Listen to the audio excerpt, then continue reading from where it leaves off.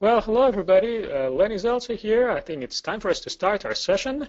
And just to make sure that anybody can hear me, could you perhaps raise your hand just to let me know that my sound is coming through? All right, good.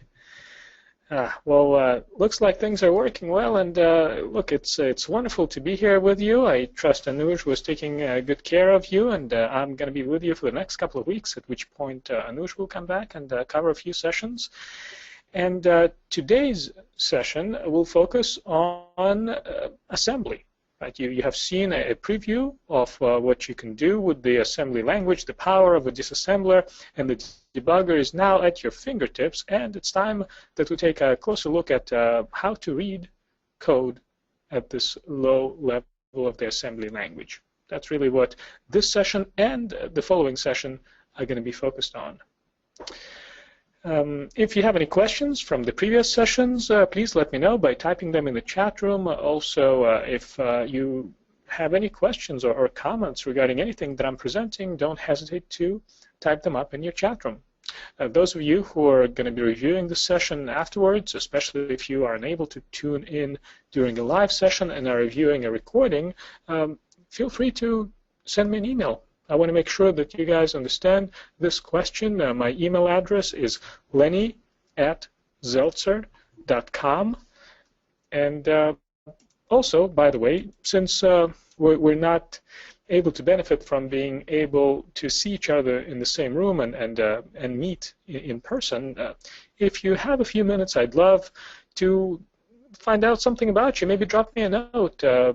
Introduce yourself if you'd like. Tell me who you are and what your background is and what you're looking to accomplish from this course. It'd be a great way to meet virtually, even if we're unable to shake each other's hands through the VLive session.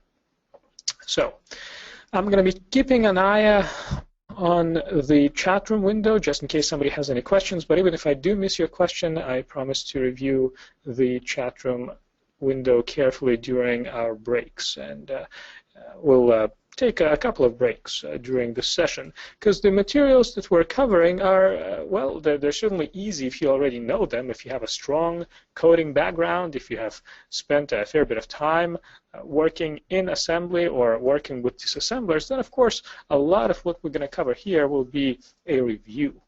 But I find that a lot of people who are entering the world of malware analysis, certainly a lot of people who are taking this course, are not assembly experts, are not strong programmers. A lot of people share the background with me, which is doing some systems work, maybe some networking work. And while I feel comfortable reading assembly, having been analyzing malware for some time, I don't feel very comfortable writing code directly in assembly, and that's okay. Our job here is not to become a coder.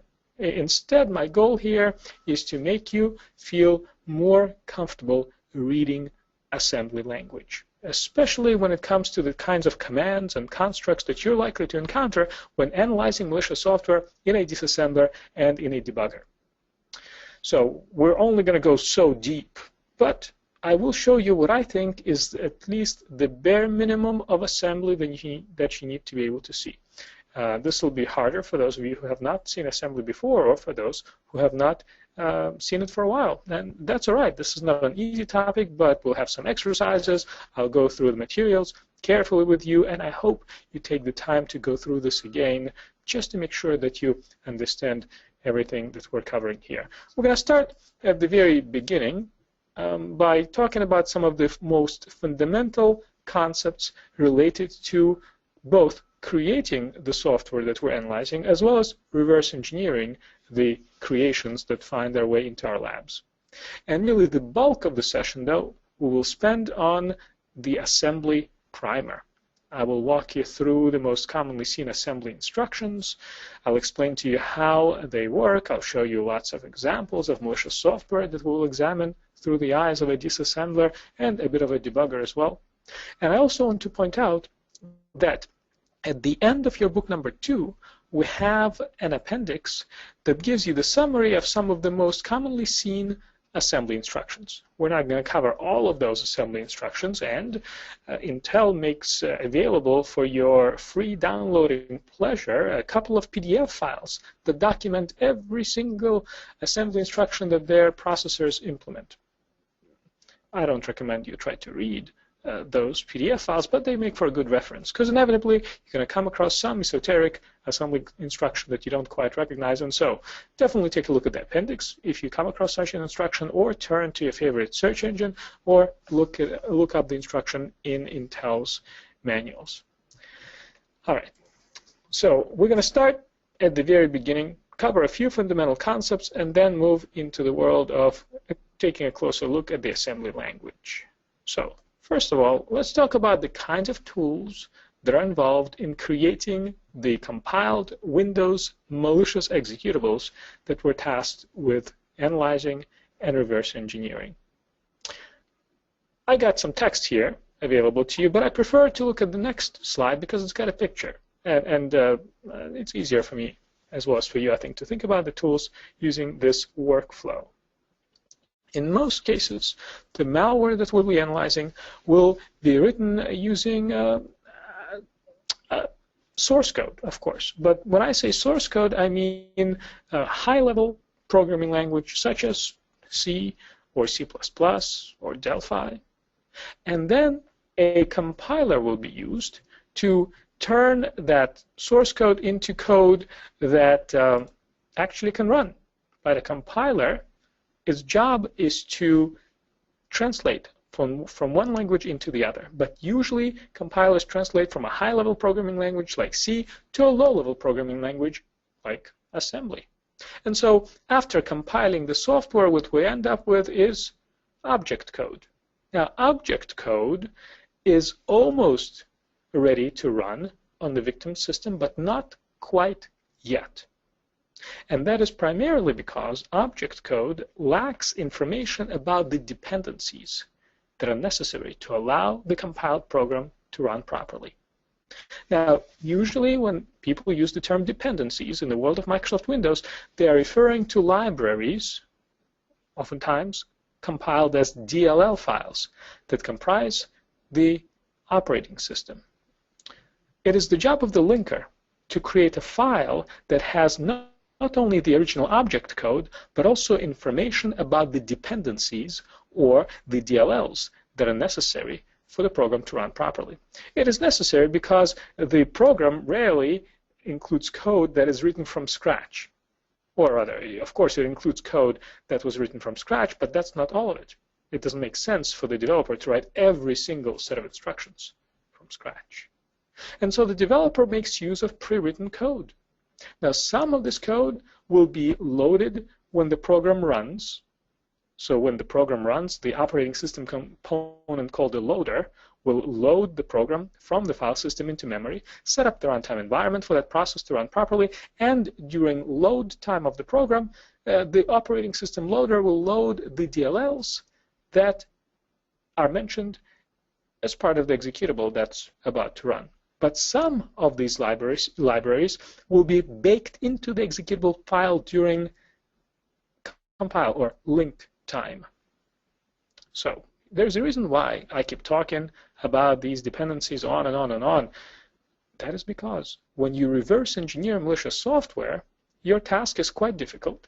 In many cases, you will be faced with code that doesn't really have any meaningful labels. You'll be trying to analyze functions implemented by the developer of the malicious program that don't have any meaningful names. But if the program is calling an external function, if it is interacting with a DLL that is a part of the operating system, then usually you will have a meaningful name that will allow you to quickly tell what the program is trying to do. So as reverse engineers, we like seeing information about the dependencies, especially those dependencies that are visible to us during load time of the malicious executable.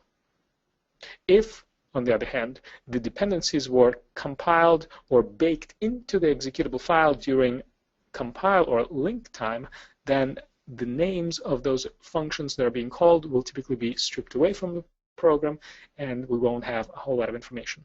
I also lastly want to say that when the program runs on the victim's computer, it can choose to load additional dependencies during runtime. So some additional DLLs might be loaded by the program when it runs if it determines that it needs access to some additional files that were neither loaded by the operating system during load time nor compiled into the executable file during link time. All right, so again, the dependencies can be made available during link time, during load time, and during runtime. Another fundamental concept that I want you to keep in the back of your mind as we go through the upcoming materials is that when we look at a running process on Microsoft Windows, whether it's running by itself or when we've attached a debugger to it, we're looking at the world through the eyes of that process that we're interested in. In the context of memory allocation, that means that every process running on Windows has a very self-centric perspective on the world. On a 32-bit Windows platform, for example, the process thinks that it has 4 gigabytes of memory available all to itself. And so when you look at the memory of a process, as we will do later in the course, when debugging it or when performing memory forensics, you will see that even if the underlying system has less than 4 gig of memory available to itself, a process will think that it's got 4 gig of memory available to it. And this is the memory space into which it will load the dependencies that I mentioned on the previous slide. Now, when we look at a malicious program, we will be tasked in trying to figure out what does it do and what's the big deal about its purpose. Why is it here? Where did it come from? And so how might we read the program? Well, certainly we shall not read it the way you might read a book. Right? Most people will read a book starting from page 1. You read the introduction, you flip to the next page, and on and on and on until you're done. Well, that's not how you would read a program. That's because it's got too many instructions for you to be able to just read a disassembled program page after page after page. Well, first of all, it'll be just so boring that you probably would not want to keep doing this. So instead, we'll be talking today's session and the following sessions and the sessions afterwards how to determine where to start examining the program. What are some of the most interesting events that might be caused by a program that would make us interested in looking at the code responsible for that particular event? And so one way to make sense of a program, or at least to start reading the program, is to look at the flow, at the order of the instructions execution. So rather than looking at the individual assembly instructions, you might group instructions somehow together and look at them in chunks or in blocks. Or here's one example of this. Consider this particular piece of malware called EgoBot, which we've loaded into IDA Pro. Now, of course, we could start by focusing on the individual assembly instructions, trying to figure out what a push does, and this call, and move, and test, etc. And right now, I expect that most of you are probably not very familiar with the meaning of some of these assembly instructions. That's okay. We'll go through them carefully, one at a time, as this session progresses. And I bet that at the end of this week, you will feel much more comfortable looking at code like this than you do at this very moment. But even without looking at the individual assembly instructions, you can already look at blocks of this code because IDA Pro can show you this view where it groups a set of instructions that are somehow related together into blocks. And it shows you arrows that allow you to recognize that first, a set of instructions will be executed sequentially as you see them grouped on the top of the slide. And then, as you can see by the 2 arrows here, the program will make a decision. Sometimes it will jump into the left portion of the screen and execute these 2 instructions. And sometimes it'll go and execute another set of instructions. And then you can see that the 2 flows converge. And if this is a pattern that is even perhaps visually interesting to you, you might spot it very quickly because our eyes, our human eyes, and the brain that is located behind them is quite good at spotting visual patterns. Sometimes something just looks a little bit strange to you and you don't even realize why, but that might capture your interest, and you will then zoom into that program and start looking at the individual assembly instructions that help you understand why it's important to make this decision and what's the difference between one code block executing versus another. Again, at this point, I'm just trying to help you identify the approach, or one of the approaches that you might use when looking at the program before we start talking about the individual assembly instructions. So here's the graph view that IDAPRO might be able to present to you. Another way in which you might be looking at sets of instructions that are somehow logically associated with each other is by looking at functions. Right? The notion of a function is very important for programmers, because if there's a set of instructions that, when grouped together, perform one action that is somehow important to the developer, then in many cases they will be grouped together under the heading of a function. For example, if the programmer wants to have a function that prints a name of a person to the screen, then the instructions that allow the program to print somebody's name will be grouped under a function that we might call print name or something like that. And most functions do something useful, and to accomplish that, they will typically accept some form of input. They will have, of course, the body that represents the very reason for the function's existence, the set of instructions that perform the desired task, and then usually at the end of those instructions, the function will return the result of its work. It will return the results of its computation, for example, to the caller. And as you will see when we look closer at how functions work, to invoke a set of instructions that are grouped under the heading of a function, the program will jump into the body of the function, execute those instructions, and then it will jump back to where the function was called from. So you will see functions very frequently when analyzing malicious software outside of this class, as well as in this and the following session. Might as well start getting used to it. And so here's a block of assembly instructions that I want to spend a bit of time talking about. These assembly instructions were once again taken from a piece of malware called Agobot. And if you are presented with these instructions, where might you start thinking about what these instructions are doing? Well, my recommendation when looking at a set of assembly instructions that are a bit confusing to you, perhaps, is to begin by focusing on the call statements. That's because a call is a way of invoking a function. And here, when looking at this set of instructions, we see several calls. There's one call, there's another call, and another call. Well, once you've spotted the calls, you will be thinking about what these calls do. Which function is being invoked? Now, in the examples that you have seen last week, we had functions that were called in two slightly different ways. In one case, we saw a function being invoked by its meaningful name. That was the name of the API call that allowed the program to interact with its environment. For example, we saw a program that called a function named crypt_decrypt, or read file, or fopen. So you saw that a function can be called using the name of the function. You also saw an example where a function was not written by Microsoft and supplied as part of an operating system the way a system call or an API call would be, but instead you saw a function that was implemented by the developer of the malware himself. For example, you saw a call to sub 402159 or something like that.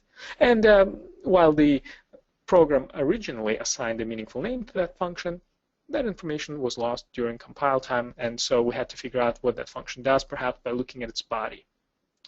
So you saw that a function can be invoked using the address where it's located, and it can be invoked by specifying its name. And here's another way in which a function can be invoked. Notice we have a call to EDI.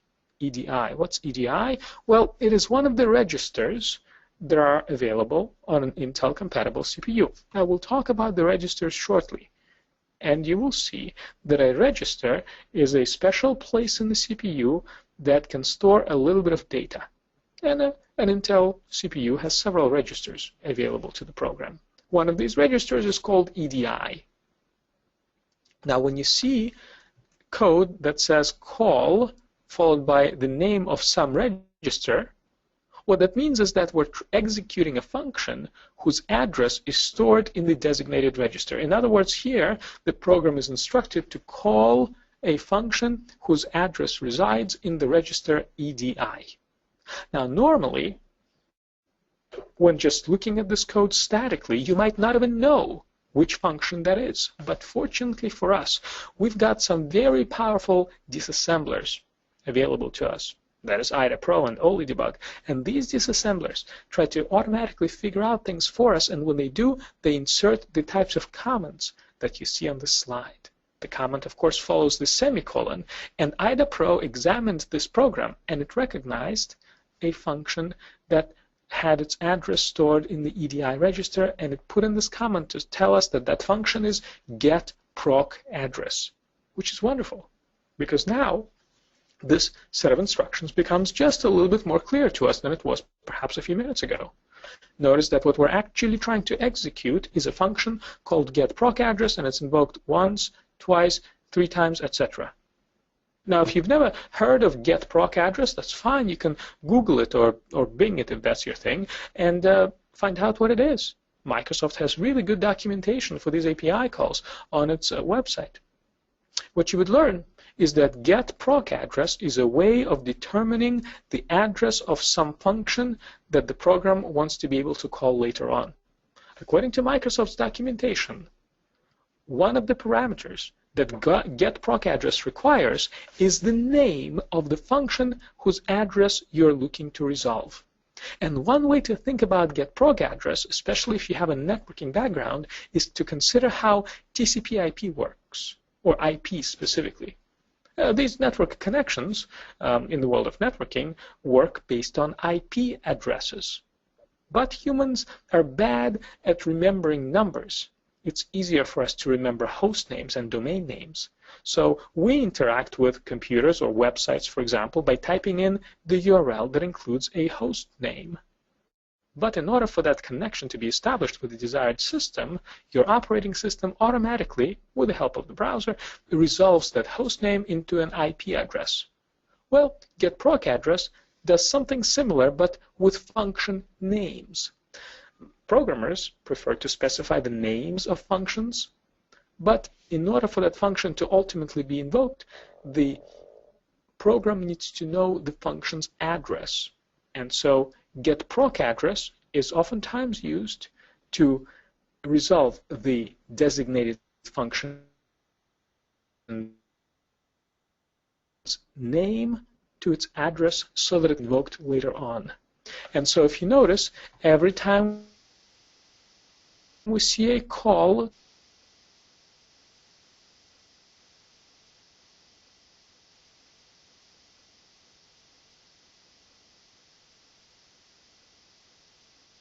to getProcAddress, at least one push before it's trying to resolve the name of the function, or rather the address of the function called createToolHelp32 snapshot. Then it tries to determine the address of the function named process32 first. Then it tries to determine the address of the function process32 next. It's not calling these functions yet. It is just resolving their names to their addresses so that it could call them in the future if it needs to do so. And so now we have a reasonable understanding of what this code does. The purpose of these assembly instructions that are on your slide are to take function names, resolve them to their addresses so that they can be called later on within this program. And in fact, if you see this information, now you have a general sense for what this program might try to do in the future if you research the purpose of a function such as createToolHelp32 snapshot, process32 first, and process32 next. So this is one of the ways of reading a program, by focusing on what calls the code block that is interesting to you makes.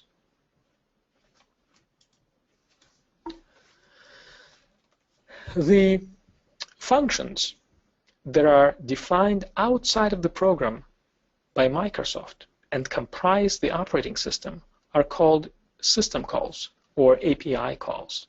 It is necessary for a program to invoke these functions to interact with its environment.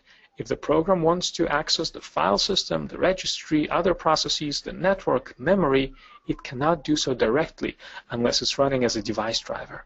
Instead, it is expected to load into itself a DLL that Microsoft created, and the DLL is simply a program that implements the set of functions that another program might want to invoke by making the appropriate API calls. So in this course, when you hear me and Anuj talking about system calls, which is synonymous with API calls, we are referring to functions that are defined as part of the operating system that the processes will invoke to interact with their environment. And the wonderful thing about these system and API calls is that in many cases, in most cases, their names will be visible to us. And that's wonderful.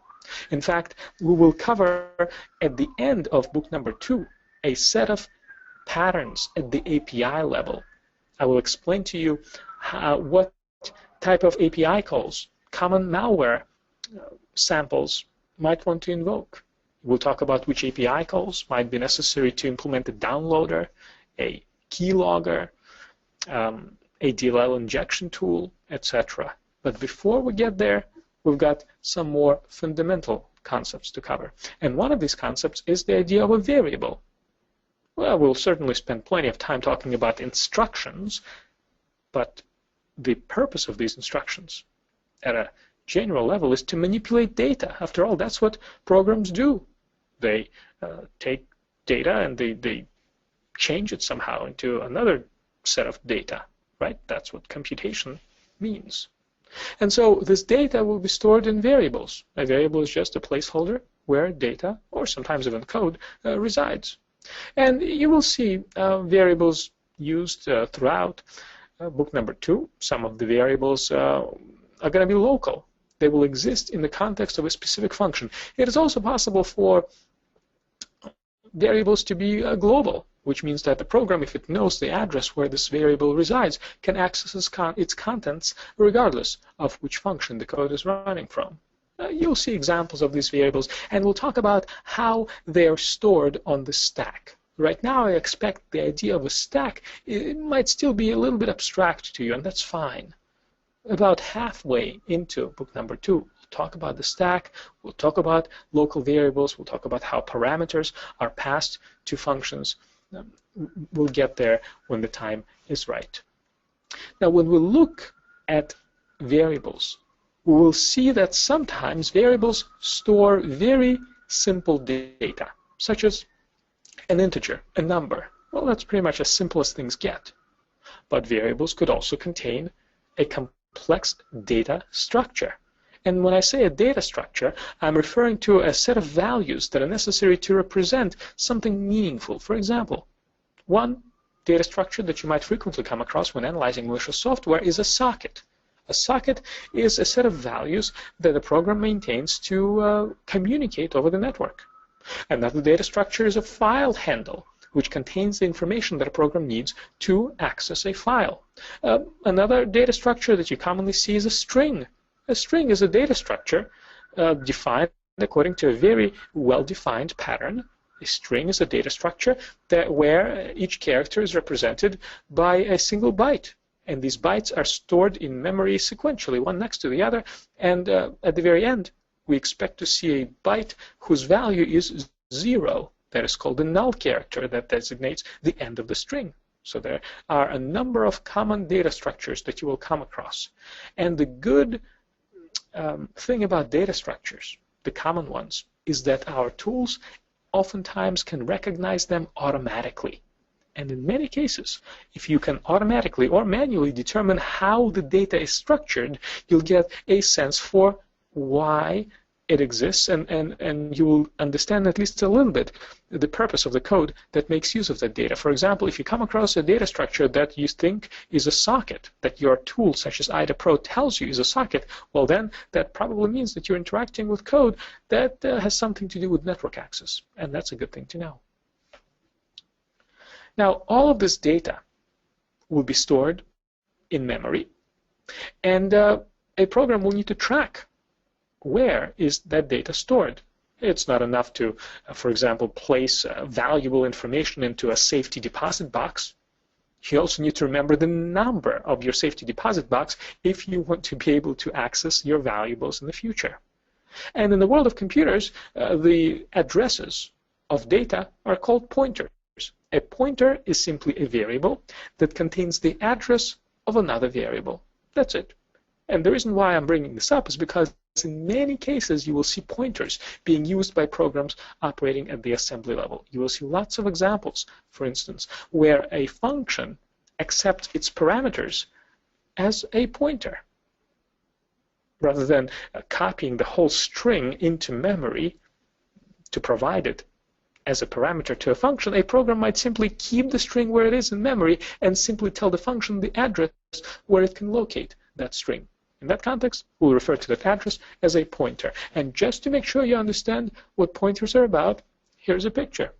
In this picture, I'm going to start by talking about a variable named A. And the variable named A contains the value 255 in my example. We don't know why. Maybe variable A is the answer to the question, what is the maximum number of IP addresses that could reside on a Class C subnet? 255. And so we're going to store that value in memory. We're going to call that variable A. And because it is stored in memory, it'll have an address associated with it. And in my example here, variable A resides at the address 100. And we want to make sure that we don't forget where variable A is located. And therefore, we will store the address of variable A into another variable called B. As you can see in this example, variable B contains 100, which is the pointer to variable A. And of course, because variable B is also going to be stored somewhere in memory, it has its own memory address associated with it. Now, here's the tricky part that our tools have to somehow deal with. Our tools, our disassemblers, our debuggers, all they can see initially are numbers. They're just looking at zeros and ones, or maybe they group them into hexadecimal values, or in this case, decimal. All they see is a bunch of numbers. And our tools need to figure out how to interpret the meaning of those numbers. For instance, if our tool simply said, or simply displayed to us 100 that is stored in memory, how would we know whether that 100 is a pointer to another variable and represents the address where that variable can be found, or maybe 100 is just an answer to the question, how many years are there in a century? You see, it can be quite tough. Our tools need to see how this number is used to determine its purpose, to tell us about its meaning. And this brings us to another very challenging context, or a concept that some might call the duality of code and data. Consider the example where our disassembler shows us push 0x, 6f, 6c, 6c, 65. You might look at that construct and you might say, well, that is code, right? That is a push instruction that takes this hexadecimal value and saves it on top of the stack, because that's what push does. And that seems like a reasonable explanation. Alternatively, what if our tool shows us hello in quotation marks as hexadecimal value, as ASCII values? Well, hello is a greeting. That looks like data. It's an ASCII string hello, right? This is data. I think that's a reasonable explanation. Alternatively, what if our tool simply showed us a long number, 44, 83, 78, 20, etc.? That number, that looks like data. Right? A number is data. But the reality is that all of three of these things are the same thing. If you treat this number as data, and you convert it into ASCII, then it will represent the string hello. Alternatively, if you treat this number as code and you try to execute it, then when converted into the appropriate opcodes that the CPU understands, this number will correspond to the push instruction that you see on the top of the slide. You see, it's all about how the program is directed to use the number. Is it supposed to treat it as code or as data? And sometimes, by the way, it could be used for both, which is where things get really wonky. So our tools have a big challenge on their hands. All they see are these numbers, and they need to determine whether these numbers should be disassembled and shown to us as code, or whether they should not be disassembled and interpreted as data. And you will see several examples in this course where our tools will sometimes get it wrong. In fact, when we talk about malware that is written specifically to confuse us and our tools, you will see some examples where malicious programs will be defined in such a way that our disassemblers will incorrectly interpret whether something is data or code. Things can get quite interesting when you look at disassembly with these challenges in mind. Now, the good news, though, is that the tools that we are using are quite smart and mature, and in many cases they get it right. Sometimes I'm surprised, how can they figure this out, and yet figure this out they do. IDA Pro, OllyDebug, really nice disassemblers that can figure out a lot of things automatically. And on this slide, I want to highlight one feature of IDA Pro that really allows it to stand out among its competition. The feature is called FLIRT. I believe it stands for Fast Library Runtime Identification or something like that.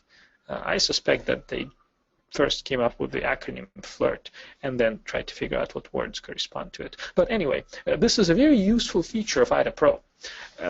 This feature allows our disassembler to automatically recognize commonly used third-party functions that are compiled into programs that we'll be analyzing.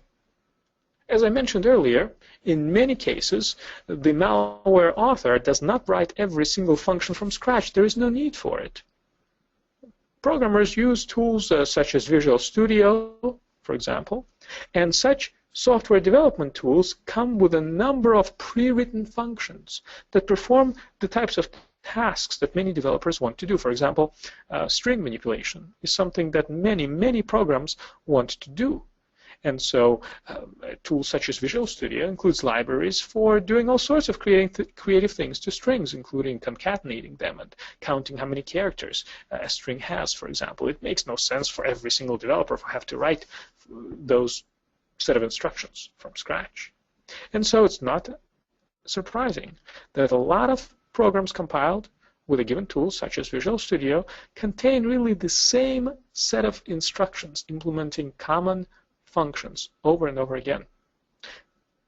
The FLIRT functionality built into IDA Pro automatically recognizes those functions because this disassembler comes with a database of signatures that the makers of IDA Pro maintain on our behalf. And when it loads a program, it scans it to see if it recognizes any of those signatures, and if it does, it names the function according to its purpose. That's a wonderful capability because it saves us from having to take the time to reverse engineer that function in order to figure out what it does. That's just fantastic. And this is one of the reasons why people who buy IDA Pro continue to pay maintenance fees, and that is because these signatures keep changing, right? Because Microsoft and its competitors, they keep releasing new tools for compiling code, and these tools, as they get upgraded, contain new versions of these pre-written functions. So if you have a copy of IDA Pro that you have not updated for some time, then it's quite likely that its FLIRT signature is now out of date and therefore is not as effective as it could be. And I realized that I'm starting to sound like a salesperson for IDA Pro. Trust me, I have no affiliation with the company.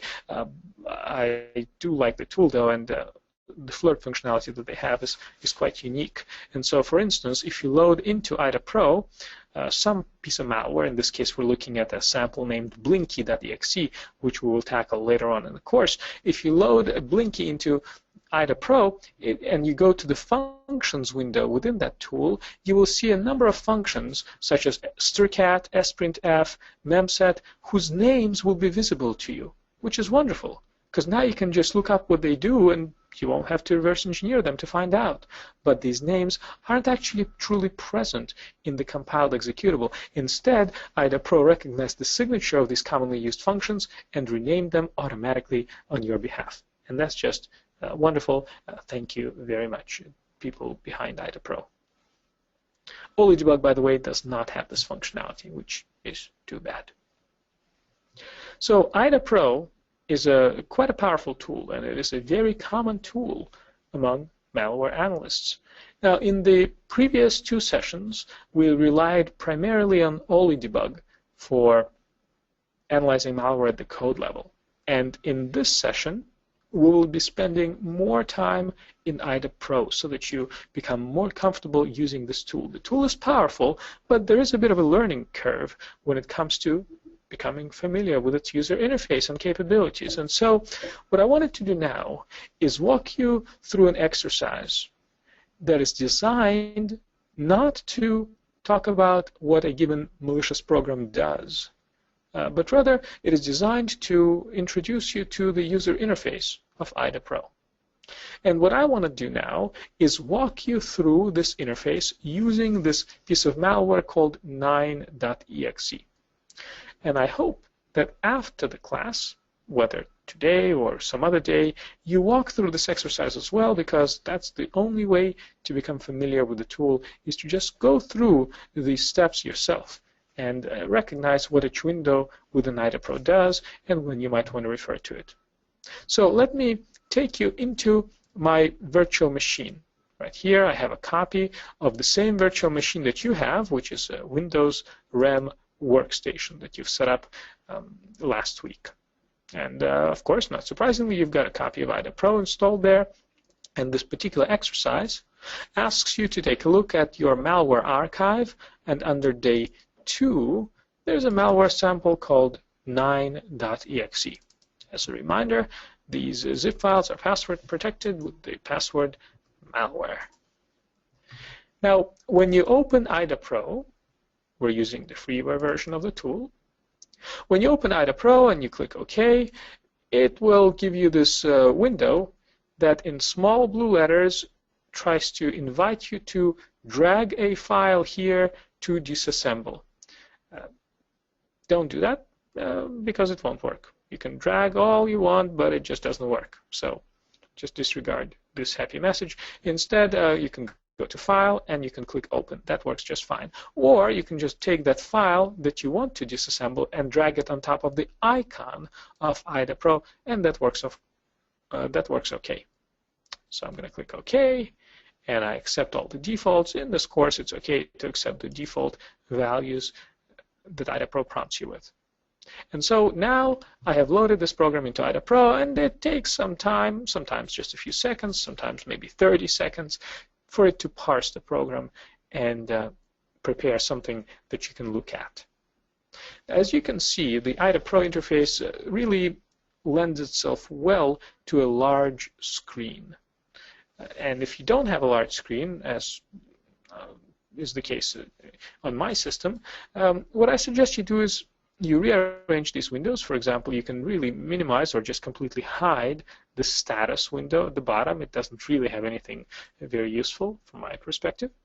And then, of course, if you have a big screen, you can move these windows around. My recommendation is to just maximize them. You can maximize any one of the windows, and they will turn into tabs.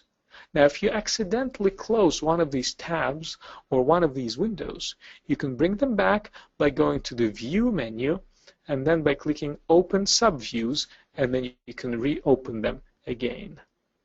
And so here are a number of windows that IDA Pro makes available to us. Of course, one of these windows, as you can see, contains the code that we might want to analyze. But for now, I want to go to the tab called Exports. The Exports tab shows which functions are designed within this program to be executed by other programs. And not surprisingly, this particular executable only has a single address.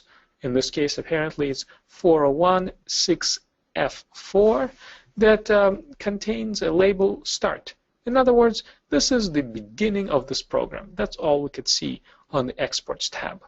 Now, if on the other hand, we had loaded a DLL into IDA Pro and went to the Exports tab, we would expect to see many more functions, because a DLL is a Windows program that is designed to be loaded into another program. In other words, a DLL contains a set of functions listed in the exports table that will be visible to you here. These are the functions that are designed to be called by other programs.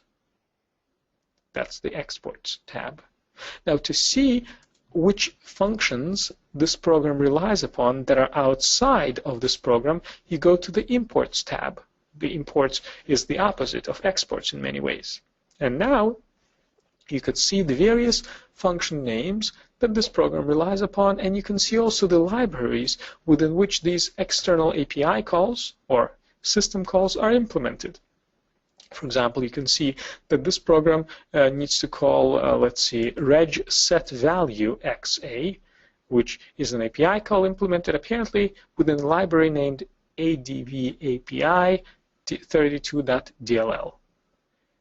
And so sometimes, and you will see this approach being utilized in this course quite frequently, you can look at the names of these API calls to see what this program might be able to do. Apparently, this program, for example, has the ability to write a file to the file system, as well as read a file, and so on and so forth. So that's the imports tab. It tells you what external dependencies the program has. IDA Pro also has another tab called Functions. Now, this one lists those functions that are defined within the program that we're trying to analyze, rather than outside of this program. And not surprisingly, we see a number of functions whose names are not visible to us. These are the functions that the software developer created, and the names have been stripped away so that we don't know what they do. Notice, though, that there are two functions, in addition to the start label, whose names are visible to us. One such function is strlen, and another one is memcopy.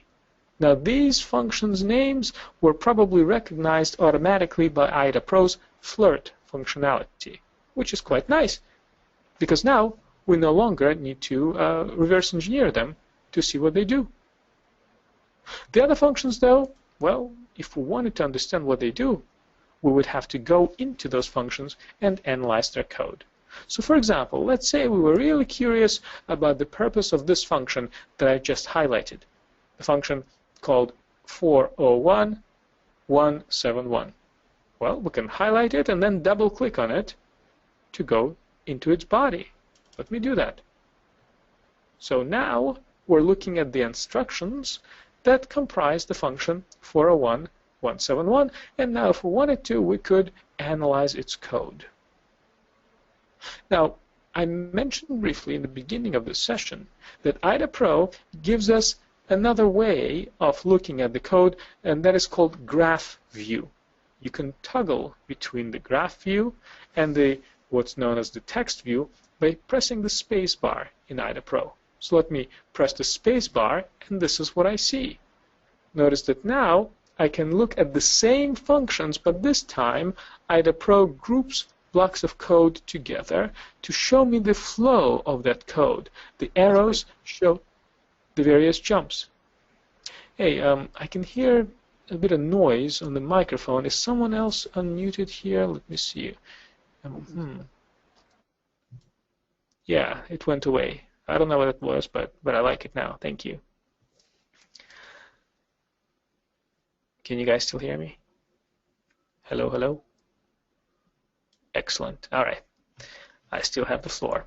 So look, this graph view can be quite nice, because especially if you have a mouse with a scroll wheel, you can zoom out and zoom in, and you can see more details, and you can see less details, and that can be quite handy. A lot of people really like the graph view. Some people really don't like it. And I'm one of those people. Maybe it's because I'm not a very visual person, I don't know, but I just get confused by all the arrows and the colors, and maybe it's because I'm partially colorblind, I don't know.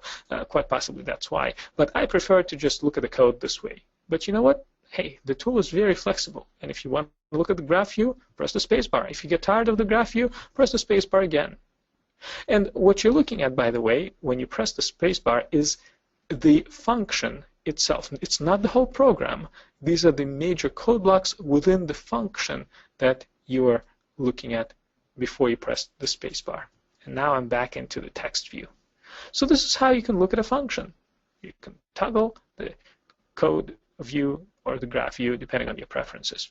Now let's say that you spent some time analyzing a function and maybe you figured out what it does. And now you would like to know, where is this function being called from? How might you do that? Well, the way to do that, and this is something that you will see us doing quite frequently, so you'll get a chance to experiment with this, you need to go to the very beginning of the function. Notice the beginning of the function is here, sub 401171. This is what designates the beginning of the function. You would need to click on the name of that function, and to see where it's being called from, you would need to press the X key. The X key stands for cross-references. So when you press the X key, the cross-references window will come up. Inevitably, it'll be too small and you'll have to resize it. But now you can see where this particular function is being invoked from. Apparently, there are 3 locations. And if you wanted to go to any of these locations, you can double-click on them, and then it'll take you there. And you can see the context within which this function is being called and analyze the program further. So this is going to be one way in which you might analyze the program. You might look at the functions tab, find a function that for some reason interests you, go into its body, figure out what the function does, and then press the X key to see where it's being called from, go into that block of code, and continue your analysis. Now, in IDA Pro, you have a way of jumping to a specific address within the program. For example, let me go to a specific address, and by the way, to do that, I press the G key. G brings up this Go menu, or IDA Pro calls it the Jump to Address menu. So you will need to press 401-2A1 if that is the address where you want to go. The reason why I'm going to that particular address is because when I was analyzing this program, there was some interesting code that I found there, and I want to show you that code. So anyway, remember, G is how you go in IDA Pro to a specific address. Now, look at what I have here. And this is what I wanted to show you because I think it's kind of cool. We're looking at a couple of calls. Now, these calls have their names visible to us, and that's because these are API calls. That's how the program needs to interact with its environment. There's a call to something called regSetValue, and as you might expect, this is a way of setting a value in the registry. Again, if you don't know what a given function does, you can look up its name on Microsoft's website. You would find out that regSetValue sets a value in the registry, in the designated registry key. It expects to receive 2 parameters, or at least 2 parameters, rather. One of these parameters is the pointer to the key within which the registry value needs to be set, and the other parameter is the actual value itself that's being set. I also want to point out that these API calls will in many cases have some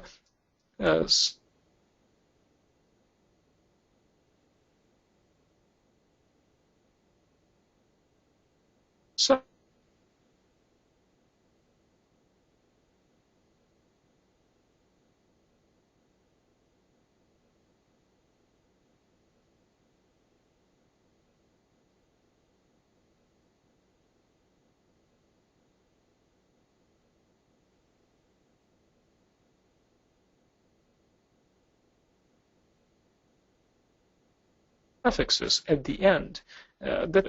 X means that it is a version of this function that used to exist in the older version of this DLL. And a given DLL, as I said, sometimes implements several versions of a DLL that might behave the same function that might behave a bit differently. So when talking about these API calls, we don't really care about their slight nuances of how EX is different from the non-EX version of a function name. I might call this function regSetValue without referring explicitly to its various suffixes. And so you can see that there's a value that's being set here, and that value in the registry is consent prompt behavior admin. And I like seeing that name. IDA Pro automatically inserted this comment to tell us what string is being set in the registry. And maybe you recognize this string, and maybe you don't. And if you don't, it's probably something that you might want to look up. at what you would find is that consent prompt behavior admin defines the configuration of the screen, of the UAC screen. And that's the screen that pops up when a program wants to elevate its privileges to be able to have full admin rights to the box. And apparently this particular piece of malware, once running with admin privileges, which presumably the user granted during runtime or during load time, wants to change the configuration of the system so this victim is never prompted with that permission prompt ever again. So from now on, after this program runs, the user won't notice that prompt. It won't be visible anymore, and therefore the victim will be less suspicious of the bad things that are happening on his or her system. And if you scroll up a little bit, you can see the full registry key within which this value is being set. Software Microsoft Windows current version policies system. And if you read up about consent prompt behavior admin, you would see that that's exactly the registry key where Windows expects it to reside. So this is how you use IDA Pro. You go to one of these tabs, you find something that interests you, you go into a function, you spend some time looking at how that function works, perhaps by looking at the individual assembly instructions or simply by looking at the API calls that the function makes. And you navigate around and gradually, not all at once, you develop a reasonable understanding of the program. Now, once you've had enough, you might want to exit IDA Pro by going to File, Exit, and when you do that, IDA Pro will ask you the following. It will ask you, do you want to save the database? What database, you might wonder? Well, what IDA Pro is referring to is the analysis that you performed and any changes that you may have introduced into this assembly listing. For example, when you analyze a program, you can add your own comments by pressing the semicolon key. You can rename functions and variables by pressing the N key. And so IDA Pro is asking you, do you want to save all of those customizations that you've made? And if you don't want to save, you click Don't Save. And if you do want to save, you can click OK. And in that case, IDA Pro will create a file with a .idb extension that saves your changes. And so the next time you load the program or this IDB file, IDA Pro will show you all of those customizations that you've implemented. And that can be quite convenient. And so that's the exercise that I wanted to walk you through. As you can see, it gives you an introduction for how to use the IDA Pro interface. And all of the things that I've demonstrated to you are documented in your course books, as well as in your workbook in a greater detail. So I do encourage you to go through this exercise. And in fact, I can see that we've reached approximately 1 hour into the session, and now feels like a good time for us to take a short break. Let's take a 10-minute break. Maybe you will take that time to not only stretch your feet, but also perhaps go through the exercise that I demonstrated to you. Let me know if you have any questions. So we're going to resume in 10 minutes, and at that point, we're going to start digging into the individual assembly instructions.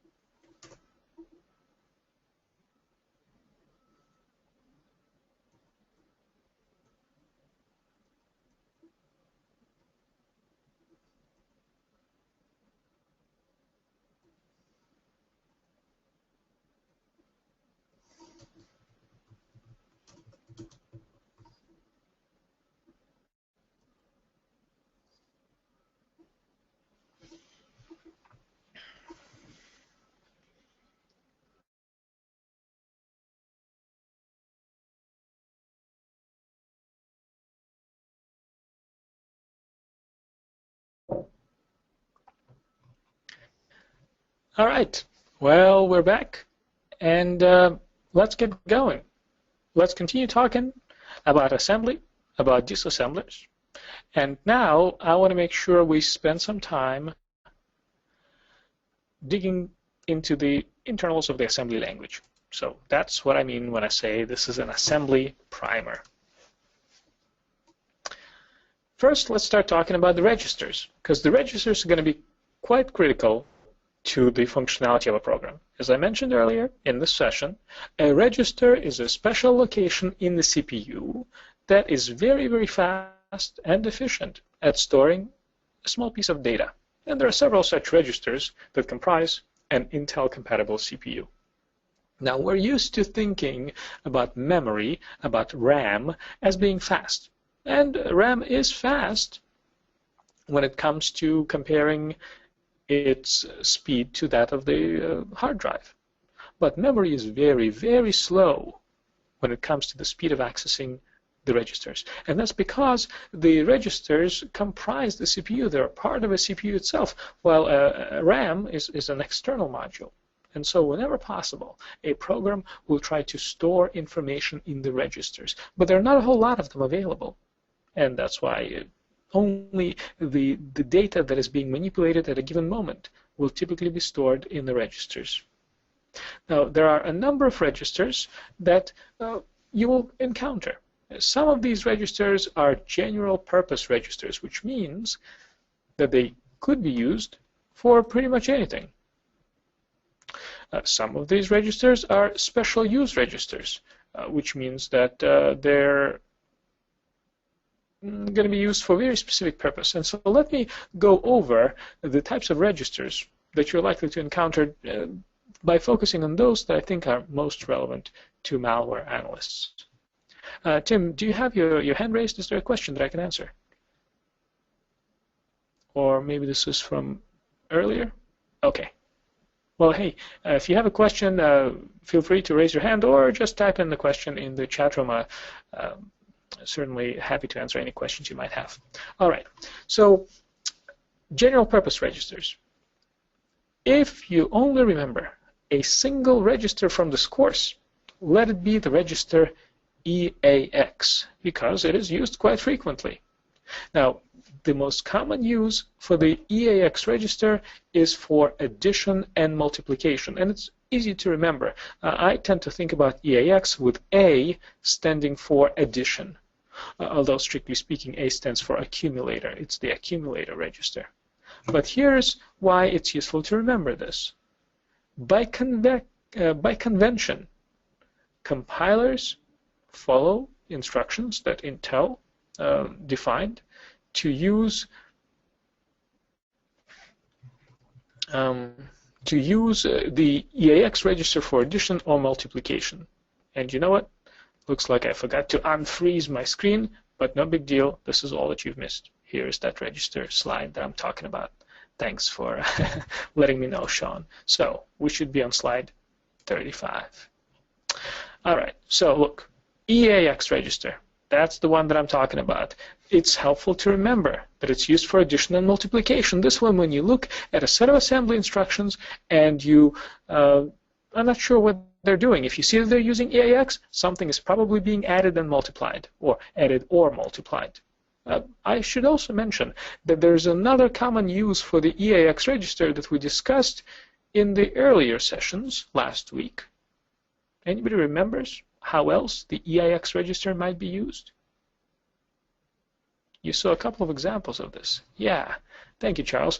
Indeed, EAX is also used to store the return value of a function. And if you're taking notes, you might want to make a note of that on the slide. That's quite important as well. And it is so important that actually I'm going to remind you about this use of the EAX register later on in the course. So look, EAX, very important. It could be used for anything, theoretically, but practically, it is typically used for the purposes that I've just outlined. Remember EAX. Now, if you only remember two registers from this course, let it be EAX as well as ECX. And ECX is easy to remember because C stands for counter. So if a program is going to count something, there's a good chance that is going to use the ECX register to do that. There are some other general purpose registers that you're going to encounter, which include EDX and EBP and ESP. And we're going to talk about some of these registers in greater detail later on.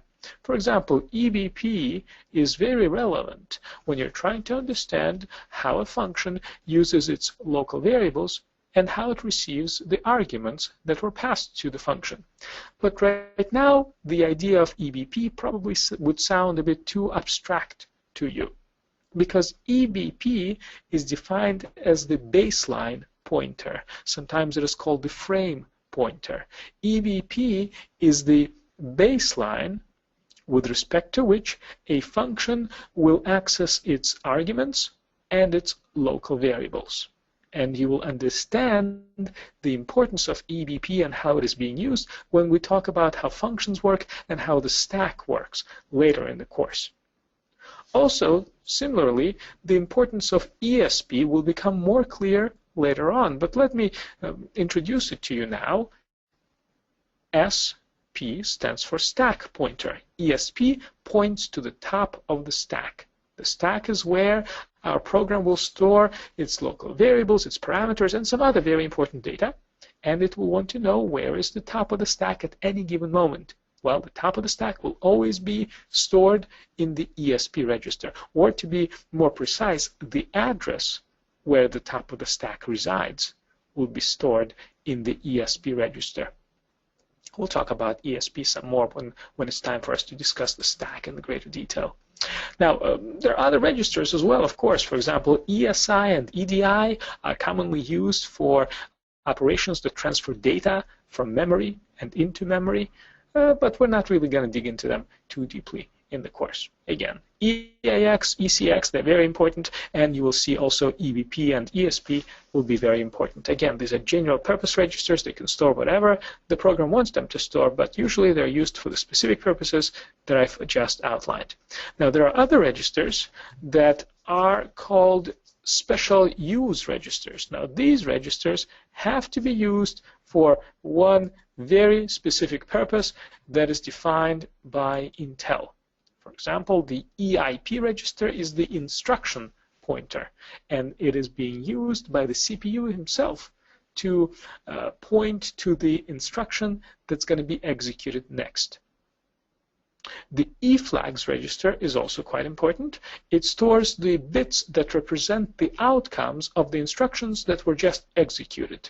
And I'm referring primarily to computations. For example, one of the flags in the eFlags register is the 0 flag. And that flag tells us whether the most recently executed computation produced 0 or not. For example, an instruction might subtract one number from the other, and if the result is 0, then the 0 flag will be set automatically. And there are some other flags there. For example, one of the flags there is a carryover flag. So if you're subtracting a larger number from a smaller number, then the carryover flag will be set. There are some other registers that are special use registers as well, such as CS, GS, ES, etc. We're not really going to talk about these except just one of these registers later on. The reason why we don't need to explicitly refer to these registers is because they help us locate certain memory segments that might store code or data or the stack, but realistically we don't usually need to track these segments ourselves. Our programs can track these automatically. Our debuggers will figure out where the addresses lie. And so personally, I don't have a whole lot of reason to keep track of these registers. And really, the only exception that I will name is going to be the FS register. The FS register contains some data structures that will be relevant to us later on in the course. And just to drive home the point related to the EIP register, the instruction pointer, here's a quick example.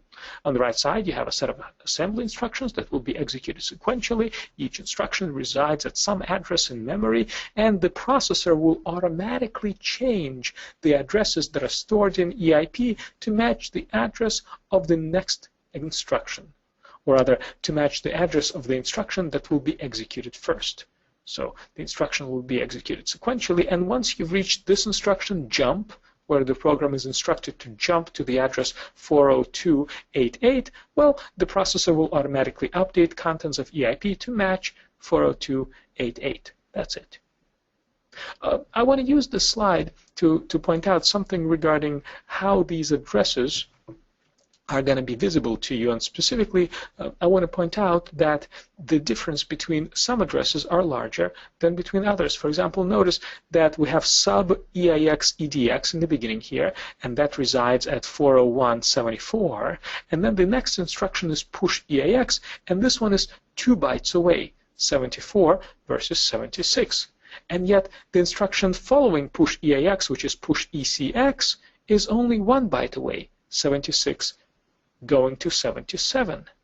And that is because some instructions occupy more bytes in memory than others. The instruction sub EIX EDX apparently occupies 2 bytes, while push EIX only occupies 1 byte. So you will see this, and I just wanted to point this out to you in case you're wondering why some instructions occupy more memory space than others. They just require more data to represent the meaning of the instruction, more byte values. All right.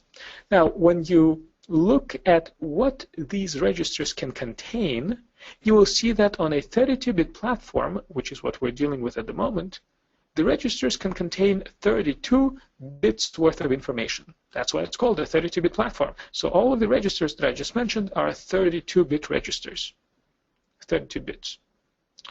Now, sometimes when you see 32 bits, you will see the word D-word. The term D-word, as we will use it in this course, because that's how Intel uses that term, will refer to 32 bits. So it's synonymous. Now, theoretically, if you read up on the meaning of the term word in computer science, you will see that, strictly speaking, a word is the natural size of a unit of data, which sounds very abstract. What is a natural size of a unit of data? But in our context, we will be using a more specific definition. A word, in our context, is 16 bits. That's why a D word or double word is 32 bits. And when we look at 64-bit processors, we will see the use of the term Q word or quad word, which is 64 bits. Lastly, another relevant term here is a byte, which is 8 bits.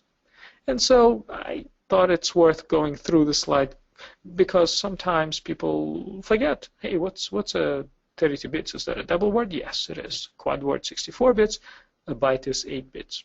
And if you forget, then hey, here's the slide. Might want to bookmark it, page 38 in your books. So these registers that we're looking at, the ones whose names begin with the E character, are 32-bit registers. For example, you've got the register EAX.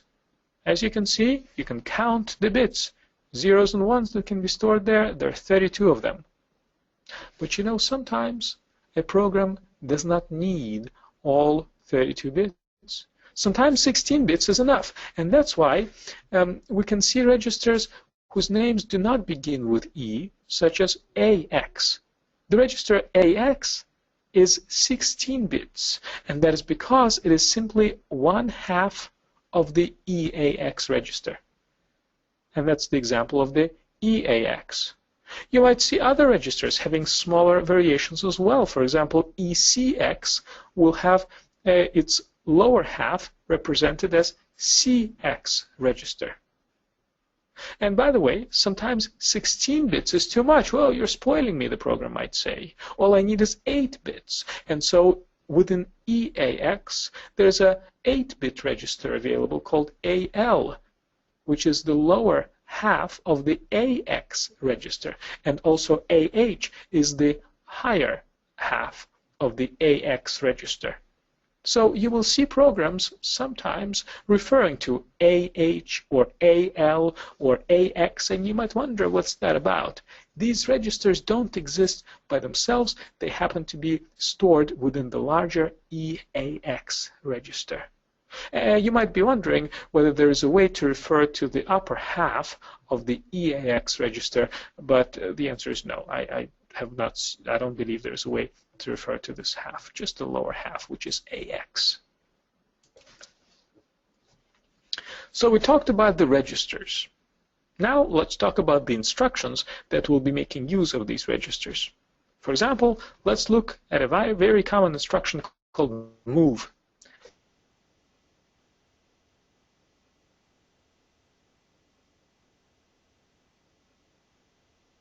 And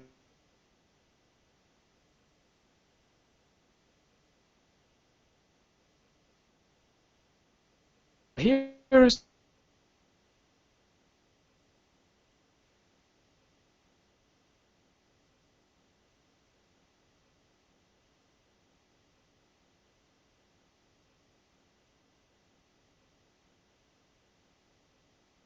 the important convention that we will as the convention being moved with is represented in hexadecimal here. So at the end of this instruction, EAX will contain the hexadecimal value 6453. We will refer to this value as an immediate value. An immediate value means a number itself as opposed to a pointer to the data that might reside in memory somewhere. So as you can see, the operands to this operation move can be a register or they can be an immediate value. Now, how do you know, Derek asks a good question, how do you know when looking at an instruction like this whether this number represents an immediate value or a memory address? A very timely question. I will show you how you can distinguish between an immediate value and a register and a pointer right here. It all comes down to the notation that our tools use. And if you're looking at code within only debug, it will put square brackets around the number to designate it as a pointer. So in this example, move into EAX, what are we moving? Because around this number we have square brackets, that means that we need to treat this number as a pointer and not as an immediate value. So we're going to move into EAX whatever data resides at the memory address 410230.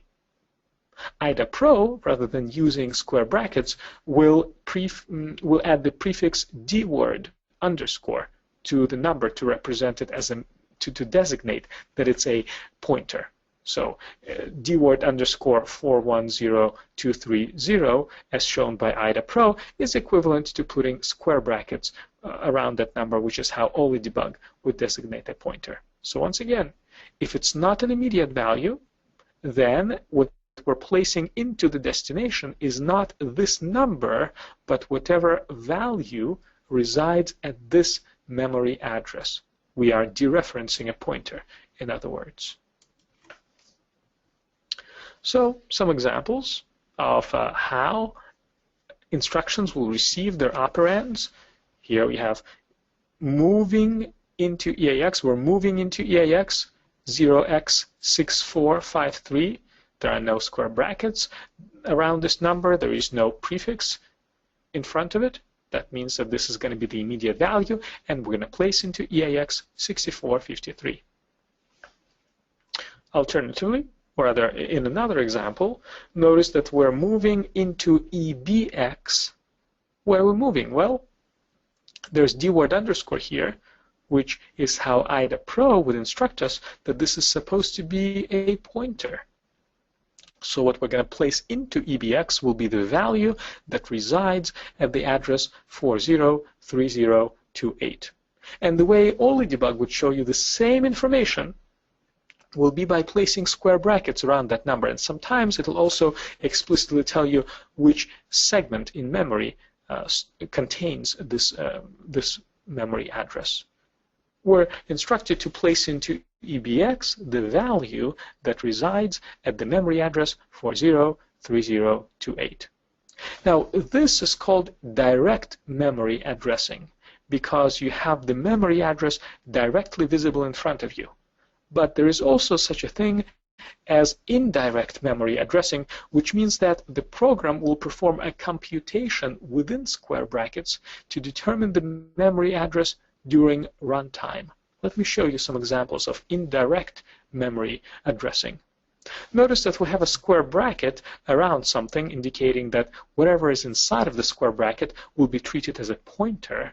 And in this case, we have EAX within square brackets. That means that when the program runs, at that particular moment when it executes this instruction, it will look into EAX, see what memory address is stored there, and dereference that pointer. But within these square brackets, you can have some computations. For example, you can have addition, and you can also introduce multiplication into it. That means that when this program runs, at that given moment when this instruction is being executed, it will take the value of EBX multiplied by 8, then add EAX to it, and treat the resulting number as a pointer. And this computation will be performed in a single clock tick. It is very, very efficient. Intel created the syntax and this capability inside of the CPU to allow programs to very quickly and efficiently locate and parse values within complex data structures. For example, the program might be directed to look at a data structure whose address resides in one register, but then it will be directed to parse that data structure by looking at a certain number of bytes inside of that data structure with respect to the baseline address where it's located in memory. And I also want to point out that when performing this calculation, the program will first perform multiplication and then addition. In other words, the normal order of operations will be followed. That's quite common.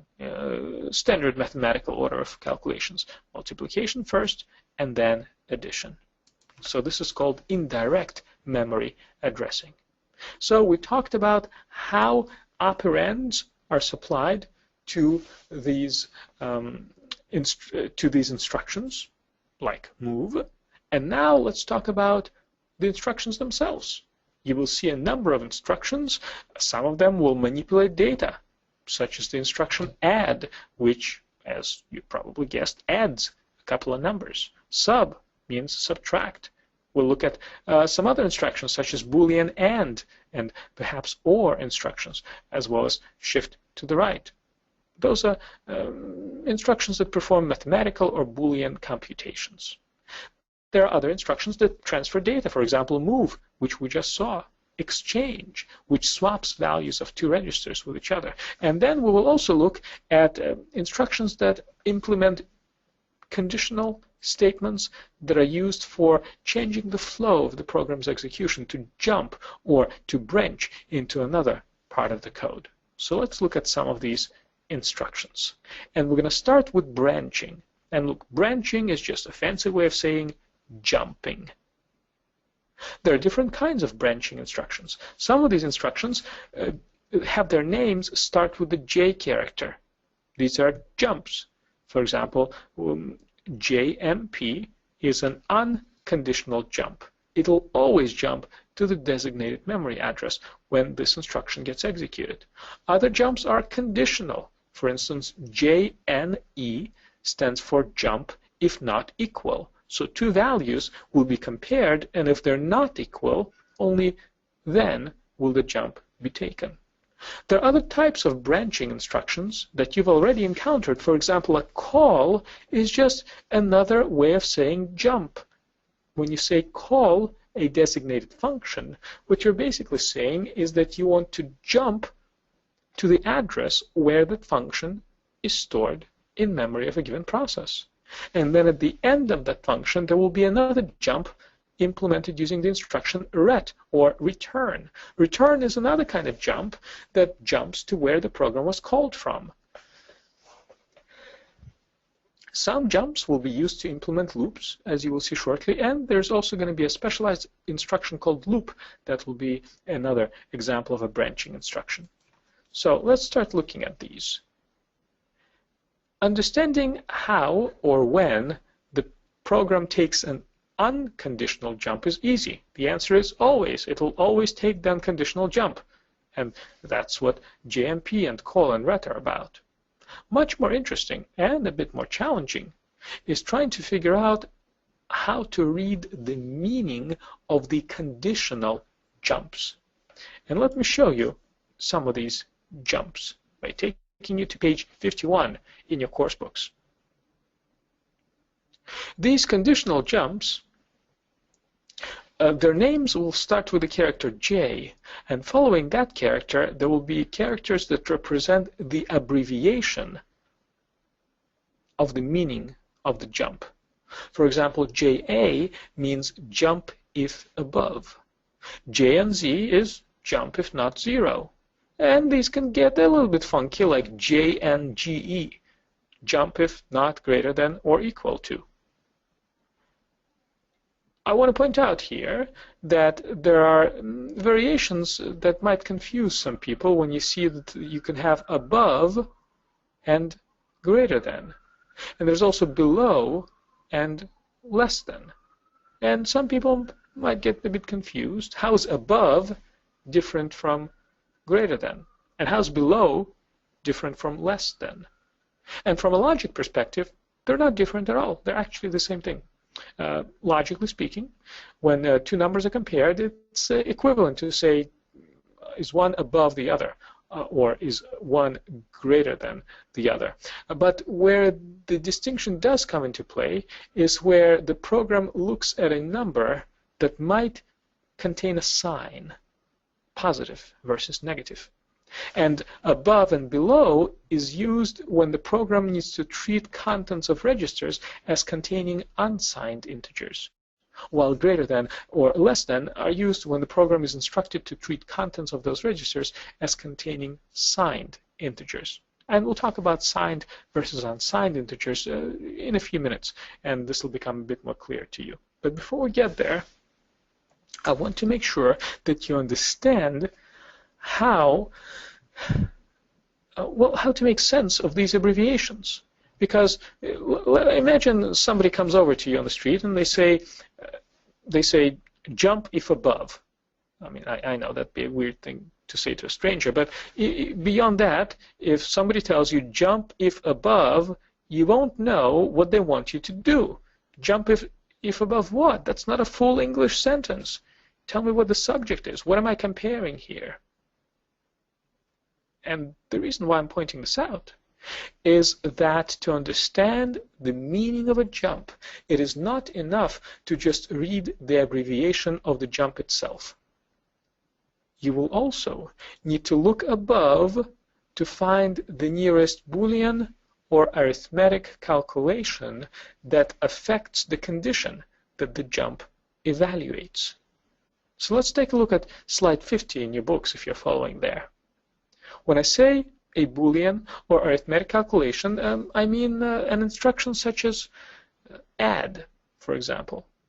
Add, yes, it adds contents of two registers together, storing the result in the destination register, which is EAX. Yes, it adds two numbers, but it also has a side effect, just like any Boolean or arithmetic calculation in assembly, and that is to set the 0 flag if the result is 0. So the instruction jump if not 0 or jump if 0 actually looks at the 0 flag to determine whether to jump or not. And the 0 flag is set by the previous Boolean or arithmetic calculation. So to read the meaning of the jump, you need to find two instructions that are tied at the hip.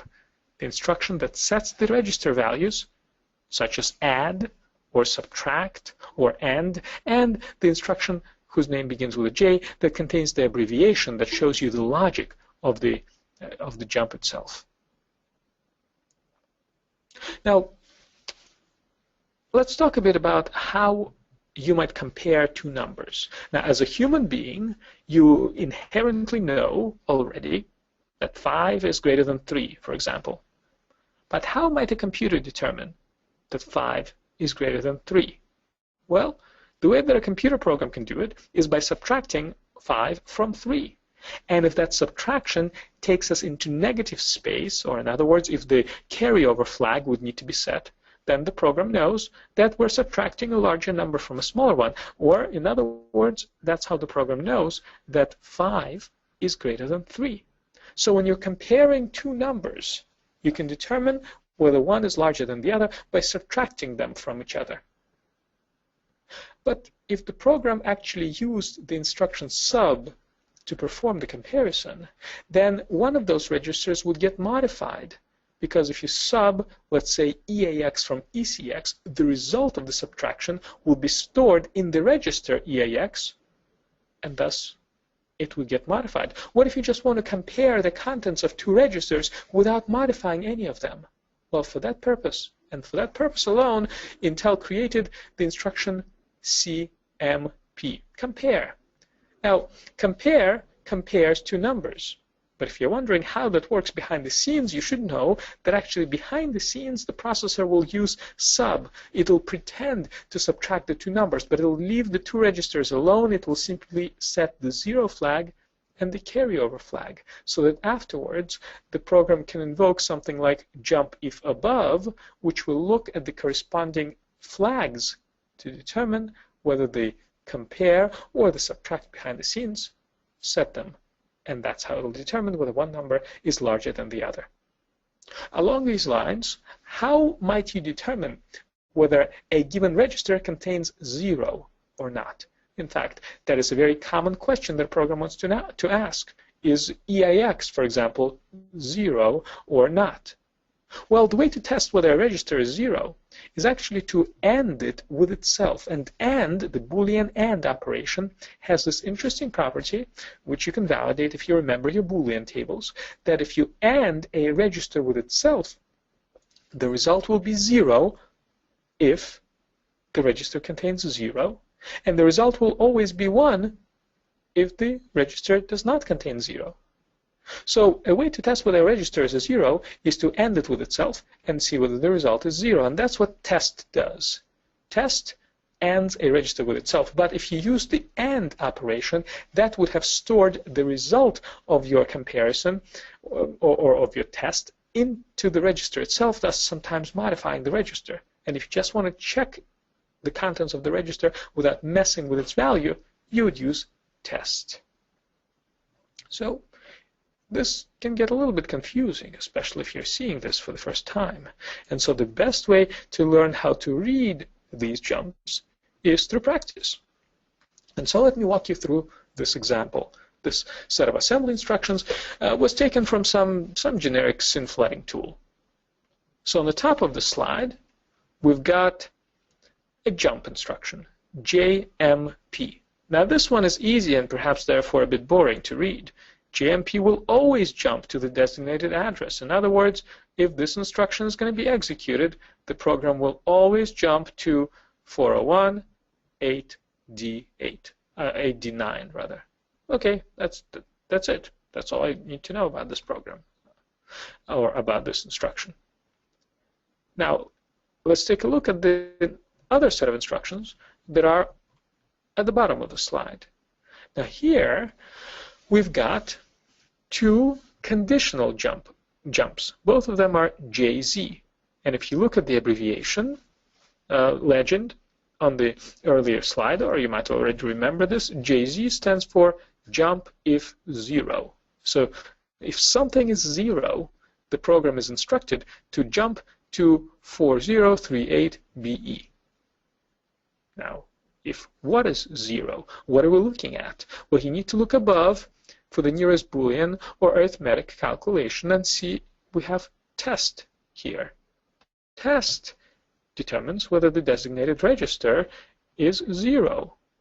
And that register here is EDX. So the way to read the meaning of this jump is to say jump if EDX is 0. So if EDX is 0, our program will jump to 4038BE.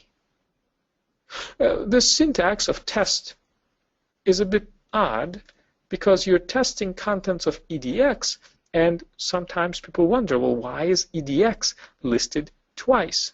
It's listed twice because the way test works behind the scenes is by pretending to do an AND of a register with itself. And so that's why this is the syntax for the test instruction.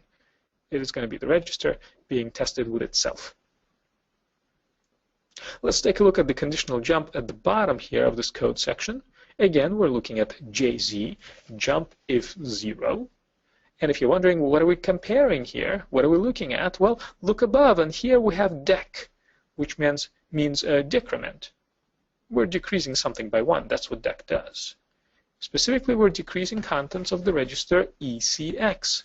So the way to read the meaning of this jump is to say jump to this memory address if ECX contains 0 after you've decremented ECX by 1. That's how you read conditional jumps. Any questions about this?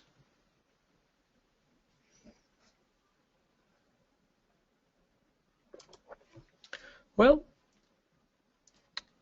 let me clarify that concept that I mentioned just a few minutes ago related to signed versus unsigned integers.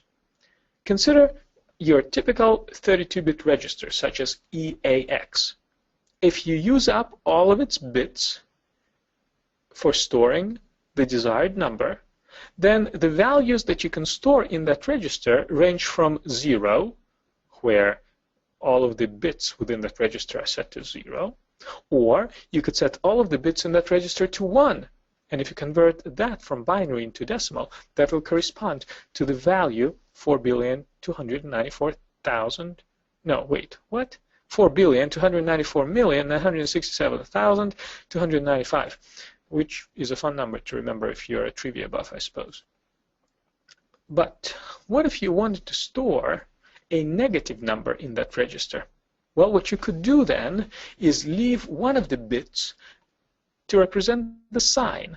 1 if it's positive perhaps, or 0 if it's negative, or the other way around. The point is that one of the bits will be representing the sign, which means that now you only have 31 bits left to represent the number, and therefore you cannot go as high anymore. The highest number that you can represent with 31 bits will be 2,147,483,647. So how might a program know whether it should treat contents of a given register as a signed integer, which means one of the bits is going to be used to represent the sign, or whether it should treat the contents of a given register as containing an unsigned integer? Well, it all depends on how Intel implemented a given instruction. Some instructions are implemented to treat contents of a register as containing a signed integer, while others will treat its contents as containing an unsigned integer. It's all about how it's implemented, and when you read Intel's documentation about a given instruction, that information will be stated in Intel's documentation of the instruction. Now, perhaps the most useful value for you to remember when it comes to having a signed integer stored in a 32-bit register is this value here. FF, FF, FF, FF. Now, if you treat it as an unsigned integer, it will be this 4,294,000,000, etc. value. But if you have an instruction that treats the contents of that register as containing an assigned integer, then FFFFF corresponds to -1. And the reason why I'm pointing this out is because that is a very common return value for Windows API calls. And so when those API calls execute, quite oftentimes they return FFFFF, and you might wonder what is so special about 4,294,960,295. Nothing. It's all about -1. So keep that in mind.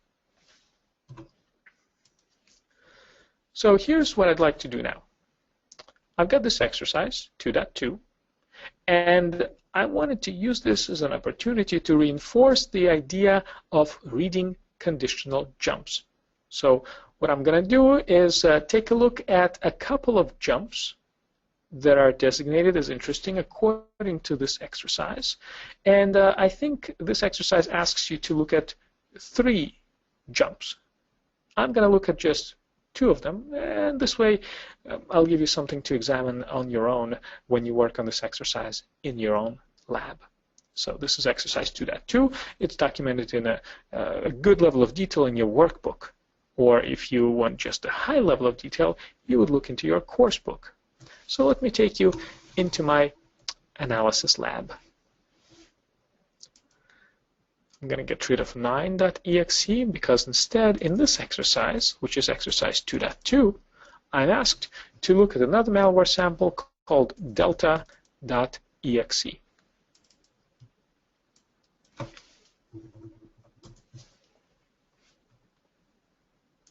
I'm going to load it into IDA Pro, and I'm going to accept all the defaults to just load it into my disassembler.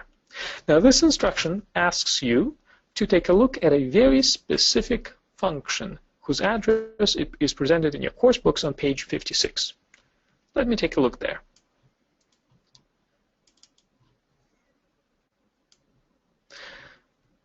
So to look at a specific function whose address is shown to me in the book, I press the G key, which is go, and then I type 416.148 because that's where the instructions tell me to go.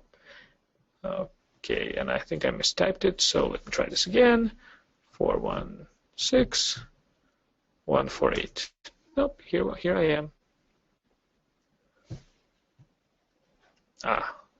You see, I just did not give IDA Pro enough time to examine the program and clearly designate where one function ends and another one starts. So anyway, here I am, sub 416.148.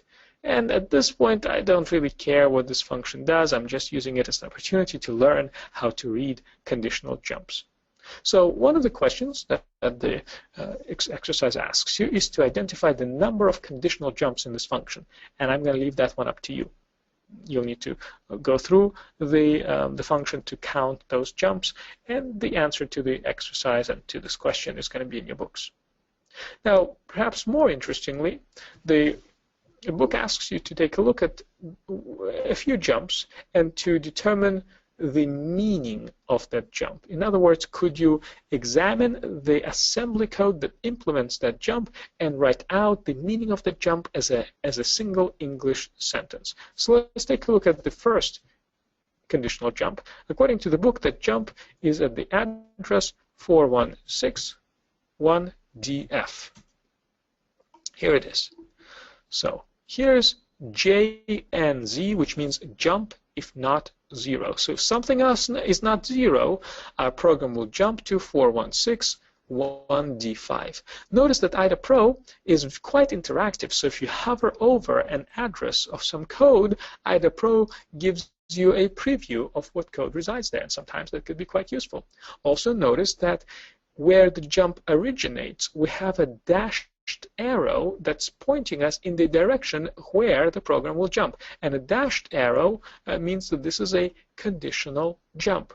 J and Z, jump if not 0. Now, what are we looking at? What if not 0? We look above to find the nearest Boolean or arithmetic calculation, which in this case is immediately above. It doesn't have to be immediately above, but in this case it is. And that is decrement, EAX. So we're instructed to decrease the value of EAX by 1, and then if the result is not 0, we're going to jump to this address. That's how you read the meaning of this jump. And if you have any questions about this particular example, do ask me in the chat room. Now, there's another jump that I want to take a look at. The exercise also asks you to take a look at the jump 416.117D. Let's take a look there. And here we have another jump. JLE. Jump if law enforcement. No, just kidding. Jump if less than or equal. So if something is less than or equal than something else, our program is instructed to jump to the address 416.18C. So what's being compared here? Well, if you look above, you see CMP. We're comparing contents of the register ESI to the value 100. H means that it's in hexadecimal.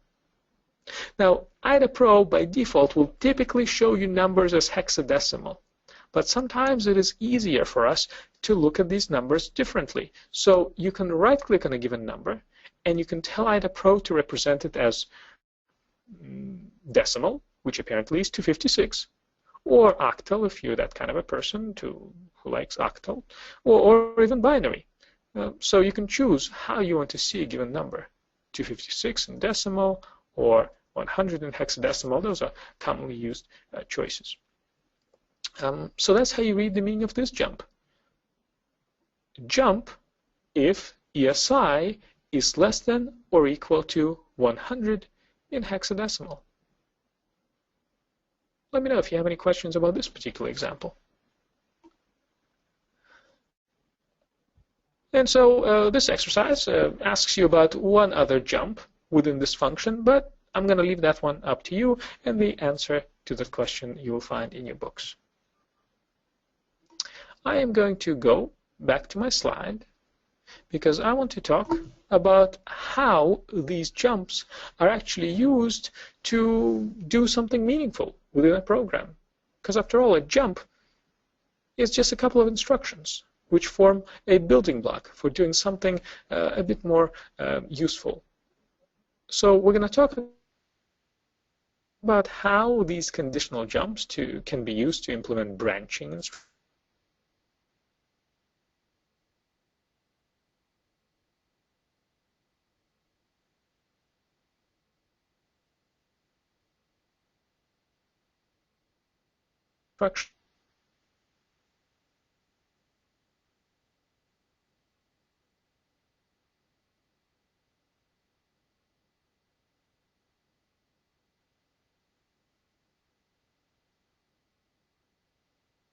And looping instructions and compound expression, your number given into assembly, depending on how the compiler was written or how it's trying to optimize code. But it doesn't matter. Regardless of how the translation occurred, regardless of the flavor of the compiler, the meaning of the resulting assembly code should be the same. So let's take a look at some examples. We will start with a very common construct, which is a conditional statement if-else. So in a language like C, you might say if a certain condition is true, then execute the first code block. Else, otherwise, execute the second code block. So how might you implement something like this in assembly? Well, let's take a look. On the left side of your screen, you see the code in the original source code in a language like C. Here, we're comparing contents of var1, that's our variable, to the value that we apparently care deeply about, which is bad food. So if var1 is equal to bad food, then execute the first code block. Else, otherwise, execute the second code block. And if you compile this program, then here's how the resulting assembly code might look. In this case, we're using EAX to represent our variable. So I'm comparing EAX to my value, bad food, and here's that conditional statement, JNE. That's my conditional jump. Jump if not equal into block 2. But again, to read the meaning of the jump, to understand what this means, I need to read the two instructions together, which is jump to the label block 2 if EAX is not equal to bad food. So if EAX is not bad food, then we're going to jump into block 2 and execute our else statement.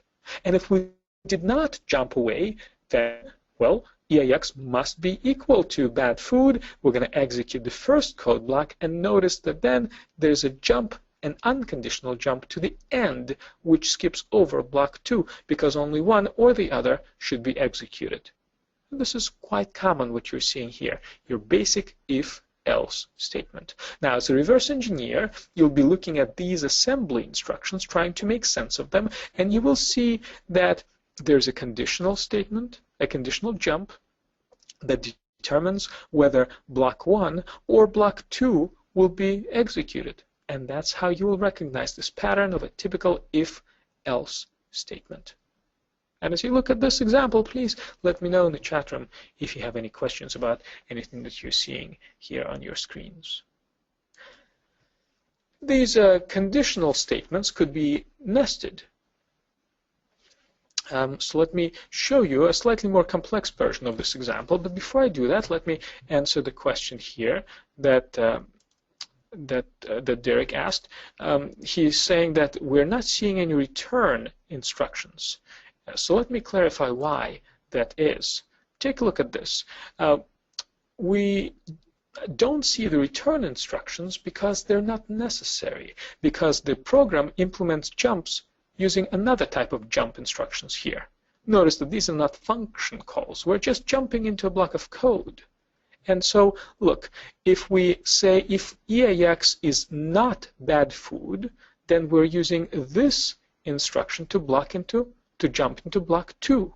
And then the program continues executing afterwards.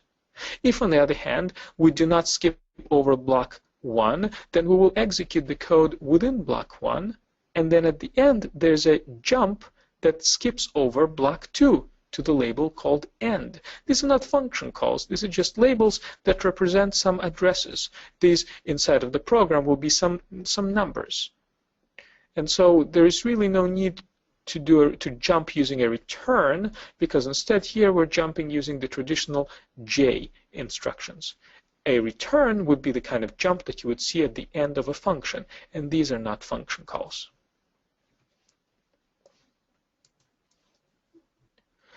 So let's take a look at a more complex example where we have a series of if-else comparisons. So in a language like C, it's quite common to say if condition 1, then execute code block 1. Else, if condition 2 is true, execute block 2. Else, if condition Y is true, execute code block Y. Lastly, there will be an else statement, which is a catch-all. If none of those conditions are true, then execute, in this example, code block Z.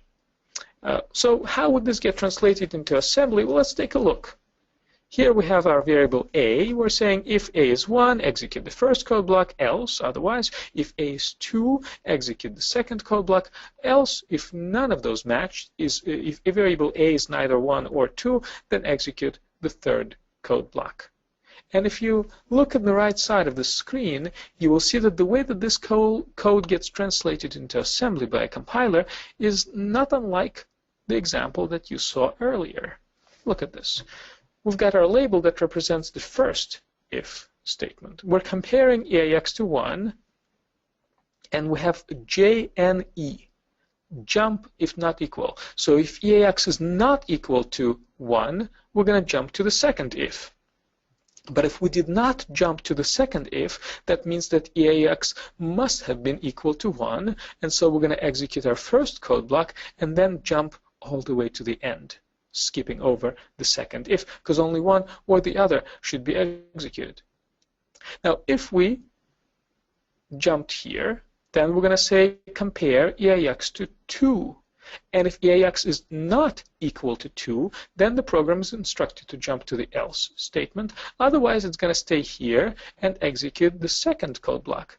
We're here only if EAX is 2. And after the execution of this code block, we're going to jump to the end, skipping over the else. And if we did not skip over the else, that means that EAX was neither 1 nor 2, so we need to execute this code block, and then the program continues executing normally below. So again, you would look at this set of assembly instructions, and you will see that we're comparing contents of EAX to 1 or to 2. And you will see that if EAX is 1, then this code block gets executed. If EAX is 2, then this code block gets executed, or rather this one. Under other circumstances, the else gets executed. Ooh, you will say this is a nested else, if-else statement. That's how you read these. And if you take it slowly, one line at a time or 2 lines at a time, you'll be able to figure this out. It's a matter of experience, like anything else related to assembly or technology, or I suppose anything else in life. Now, there's one slight variation of these conditionals that I want you to see, because sometimes you encounter these, and they might be a little bit confusing if you've never seen these before. Some languages, like C and C++, support the following syntax. It is the switch statement. So instead of having a series of nested if-else statements, you will see something like this. The program is instructed to execute these various blocks of code based on contents of a designated variable. So if the variable contains 0, then this block of code gets executed. Then there's a statement break, which makes sure that only this block of code is executed and not any others. Now, if there'll be another statement, in case the variable is 1, there'll be another code block. In case the variable is 3, then there'll be a third code block. And in case the variable is n, there will be the nth code block. Now, this syntax does not need to exist. If it did not exist, it would still be okay. We could still do the nested if-else statement. But some developers like this, and so it is implemented by many languages. And compilers know how to create assembly code from these switch statements. And here's what they usually produce. The code that they produce feels a little bit more complicated if you haven't seen it before, but after you get used to it, you will see that it's actually not all that complex. And in fact, it might be simpler than looking at the traditional if-else statement. Here's what the compiler will do when it encounters a switch statement like this. In addition to generating the assembly code, the compiler will also embed in the program a small table that stores within it the addresses of the various blocks of code that could be executed based on the specific switch statement. And then during runtime, the program will, using assembly instructions, look at the designated variable and then jump into the appropriate code block. And here's what it looks like. I have an example in your books on page 67. So let's imagine that in our source code, the programmer said, based on contents of the variable 1, switch into either the 0th code block or the 1st code block. In other words, if var1 contains 0, then execute the 1st code block and break, or rather go to the end of the switch statement. And if var1 contains 1, then execute the 2nd code block. Now, here's how this is compiled into assembly. Notice that within this program, there will be a table embedded as data. It's called the block address table or the switch table sometimes. And look, in my example, the first code block is stored at the address 1000. And the second address is stored at the address 2000. This is stored as data. So when you see in a tool like IDA Pro, DD, that means that this is data. This is not code. Again, the first entry in this table is the address of the first code block. The second entry in the table is the address of the second code block.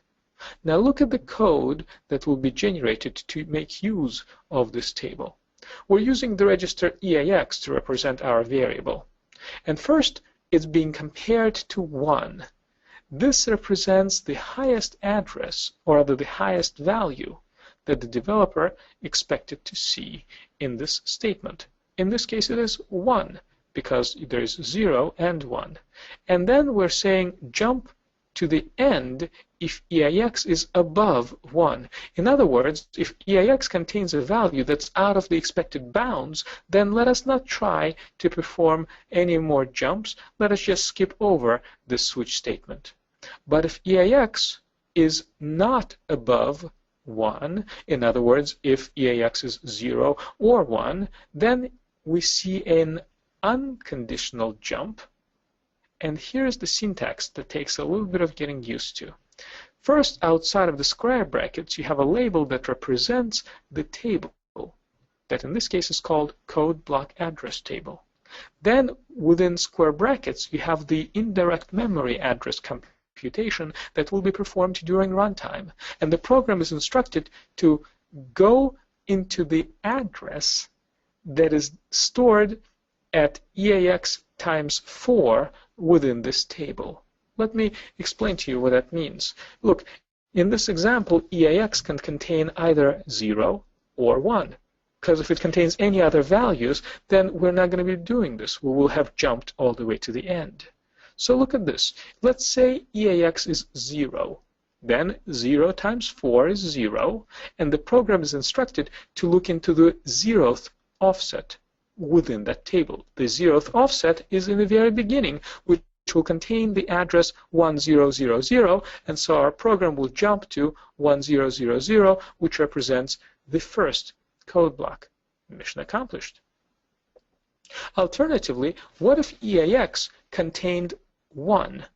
Then EAX times 4 is 1 times 4.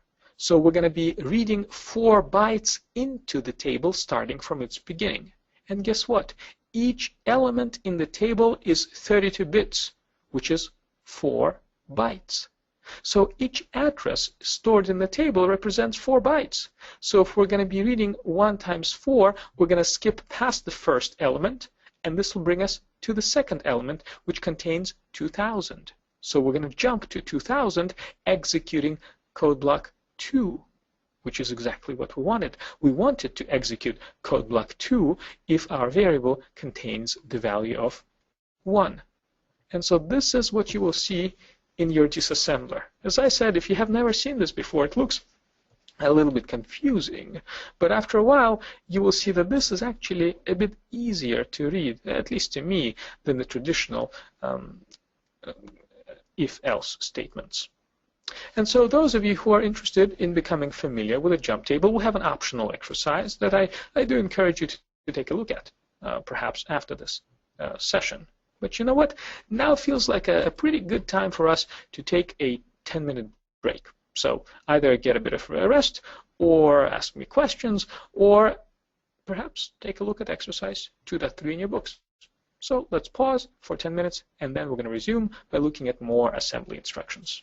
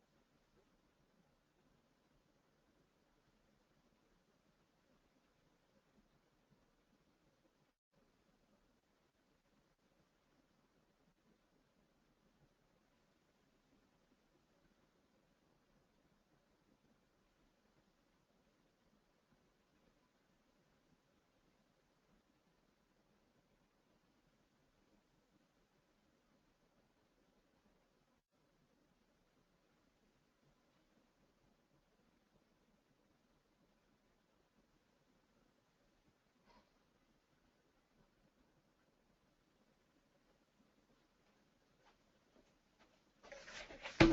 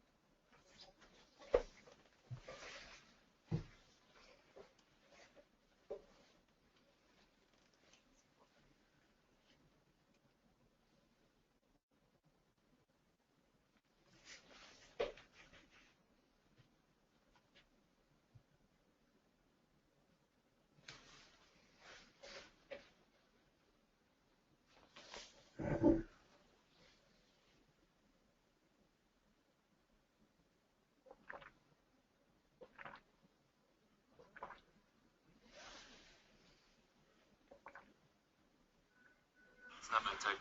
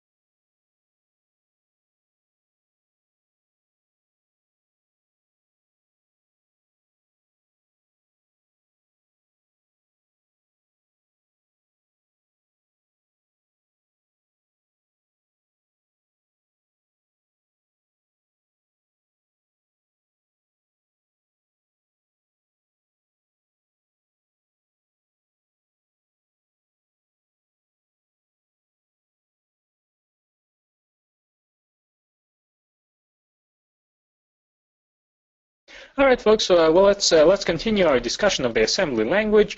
We've got this optional exercise that asks you to take a look at the jump tables. I'm not going to spend time in the classroom looking into it, but you do have the step-by-step instructions available to you in the course books as well as in your workbooks, and they include the solutions to this exercise. I encourage you to take a look at this outside of the classroom.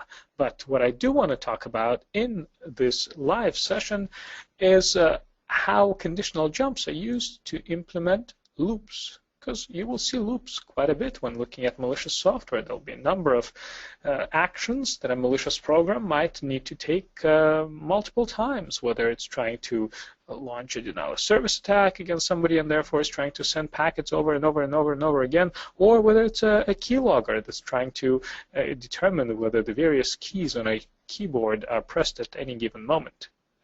So the program will be asked to repeat a given block of code until some condition is met. And I want to show you how these loops look. I want to explain to you which assembly instructions are used to implement them. And I want to show you some examples of loops taken from real-world malware. Now, loops are so common that Intel implemented a specialized instruction as part of its CPU to perform loops, and very appropriately, it is called loop. Now, loop is another example of a conditional jump.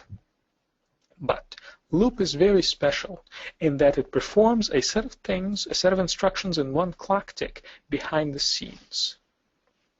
Specifically, when you see loop, the statement loop inside of the program, it means that the program will loop until the register ECX reaches 0. You will not see ECX explicitly mentioned in the program's code inside of this loop. You just need to know that by definition of the loop, it always uses ECX as its control variable. Also, the loop instruction will automatically decrement ECX by 1 every time that instruction gets executed. Again, you will not see the program explicitly changing ECX. You just need to remember that that's what the loop statement does. Loop by itself is logically equivalent to loop NZ. In other words, loop as long as ECX is not 0.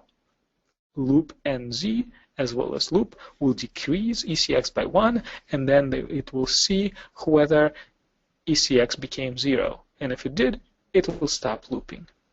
And just like with any conditional jump, you can have abbreviations that follow the loop statement that explain the condition, how we're comparing ECX and to what. So we're going to look at loops. And to understand the logic of the loop, to understand under what circumstances the program will stop looping, I suggest you look for the following 5 major components present in the majority of loops that you will encounter. There will be some control variable, represented typically as a register, but sometimes as a variable stored in memory. This control variable will determine when the loop exits. That control variable will need to be initialized to its, original value. There'll be the body of the loop that sometimes you can think of being the business logic of the loop, the actual meaningful code that needs to be executed multiple times. There will be the loop update statement that updates the control variable, that changes it, because if you never change your control variable, you might be looping forever. And then lastly, there'll be a stopping condition, the circumstances under which the loop will stop repeating itself. So let's look at some examples of loops, and let us try to identify these 5 components of loops. Here we have a loop. You can easily spot it because the actual instruction that implements it is called loop. Notice that on the left side of the screen, IDA Pro shows us that this is indeed a conditional jump.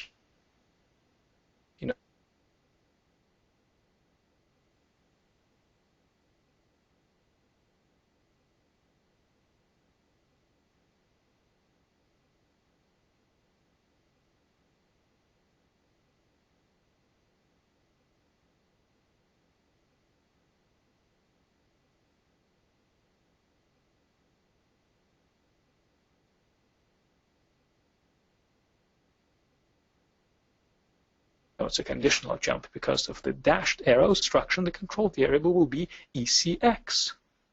Also, you've identified the loop update statement. By the definition of the loop instruction, ECX will be decreased by 1. So that's how that control variable gets updated. You've also automatically identified the stopping condition. By definition of the loop, the way Intel implemented it, you'll keep looping as long as ECX is not 0. And if you're wondering where ECX is initialized, well, here it is right before the loop begins. Notice we've got our instruction push 9.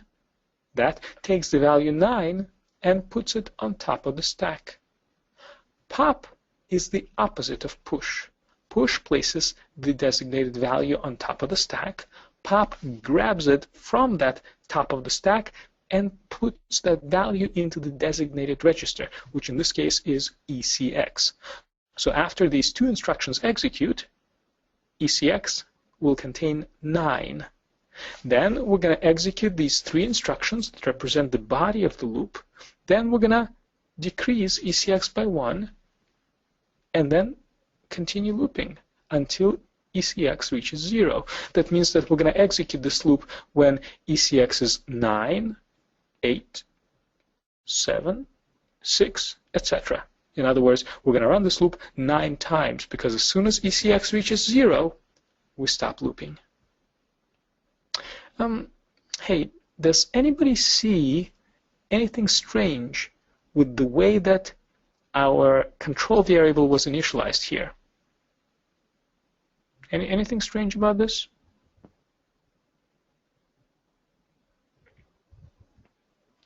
Might you think of a better way to do this? Maybe you would have found a more efficient way of initializing ECX to the desired value. Any suggestions for, why not simply say move? Just move 9 into ECX. I agree. This would have been the more normal, perhaps the more efficient way of doing it. And yet, for some reason, the compiler, when generated this code, decided to implement these 2 instructions. I wish I could explain it. I don't know. But compilers do things like this that are sometimes counterintuitive to humans, but that might make sense for compilers when they have specific objectives, when they try to optimize code. So for some reason, this compiler decided that push 9 followed by pop would have been more efficient. And maybe sometimes once you get to know the behavior of a very particular compiler, you might recognize certain patterns that will help you identify which compiler might be used. I will actually show you an example of that a little bit later on. Yeah, compilers do have their personalities, and you might be able to start recognizing them if you spend enough time looking at assembly code. Now, what I want to do now is spend a bit of time looking at another example of a loop. This one is a bit more complicated than the one that I showed you on the previous slide, and that's why there's more annotation available on your screen. So I will walk you through the set of assembly instructions, and also I want to point out that I've got a detailed explanation for how these instructions work in your books, if you look in the notes to page 75. So let me walk you through this one. Now, the first instruction that I want to discuss is, well, let's see. How about this? A conditional jump. Notice that we have JNZ. So if something is not 0, the program is instructed to jump to 401 or 43, which is here. We can follow the dashed arrow. There it is. This defines the rough boundaries of our loop.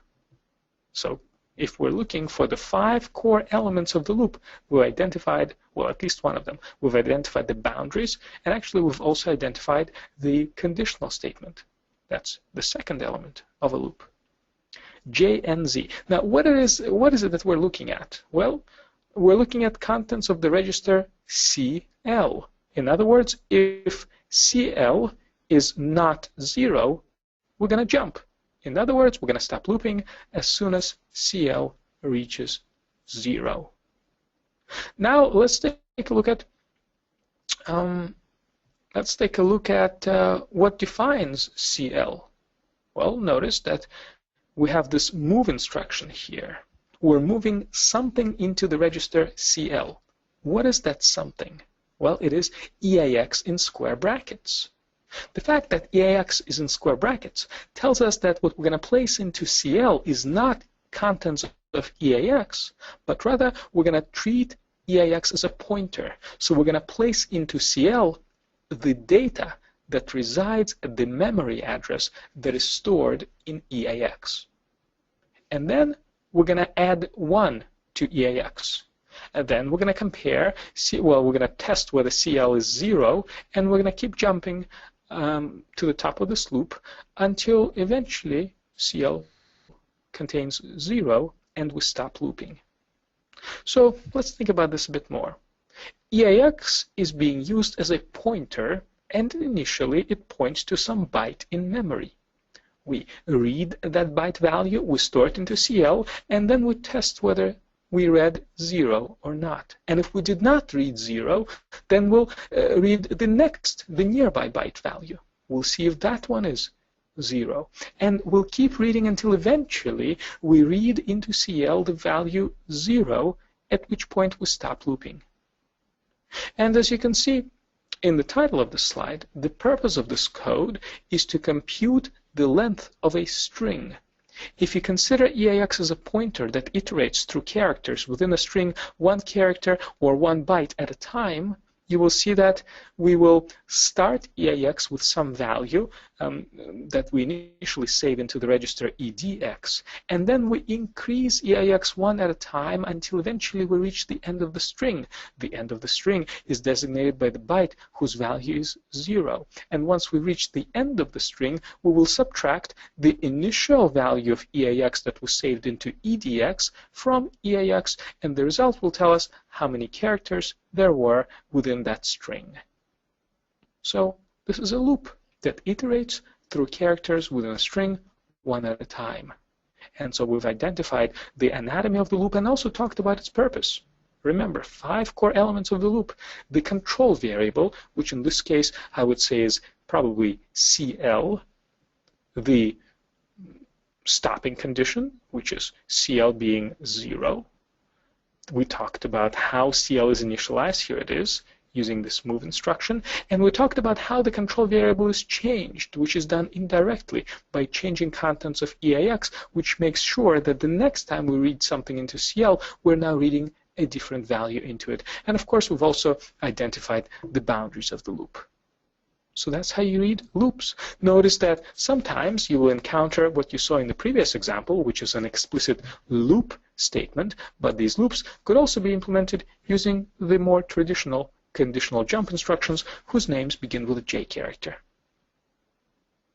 Any questions about this? Do let me know if anything comes up, especially if you've had the opportunity to read through the detailed explanation, perhaps when reviewing these materials later on. So let's see. Let's take a look at some more examples. So if you're writing loops in a high-level language like C or C++, you have a couple of choices where you could use the for syntax that you see on top of the slide, or you could use the while syntax. And the two are equivalent. They will produce the same set of assembly instructions. It just is a matter of what syntax the developer feels like using at any given point. So for example, they could use the while statement, which says that you need to initialize your control variable, then you tell the compiler which block of code you want to execute, and within parentheses after the while statement, you specify which condition you want to keep evaluating. And then within the loop, you specify how you want to update your control variable upon every iteration of the loop. Or alternatively, the developer could have used the for syntax, which takes the initialization statement, the stopping condition, the update statement, and place them into parentheses. That's it. If only the while syntax existed, that's okay. We don't really need the for syntax. And only if only the for syntax existed, that would be okay. We don't really need the while syntax. The two are basically the same thing, just slightly different variations of saying exactly the same thing. And so let's take a look at how such code might get compiled. So here's an example where the developer chose to use the for syntax. In other words, this given code block will get executed. Well, for how long? As you can see, our control variable is a, and we initialize it to 0, and we're going to execute this block of code as long as a is less than 5. And upon every iteration, we're instructed to increase a by 1. So we're going to execute this block of code when a is 0, 1, 2, 3, and 4. 5 times the loop will be executed. Now here's how a compiler might translate this code into assembly. I'm using EAX as the control variable here, and here's our initialization statement. We're setting EAX to 0. And then, maybe because we're feeling a bit lazy, we're checking whether it's time to stop yet. Hey, compare EAX to 5 and jump to the end if EAX is not less than 5. And if we did not jump away, that means that EAX is less than 5, so we're going to execute our block of code, add 1 to EAX, and then go to the top again to see whether it's time to stop. Notice that we will eventually stop looping as soon as EAX stops being less than 5.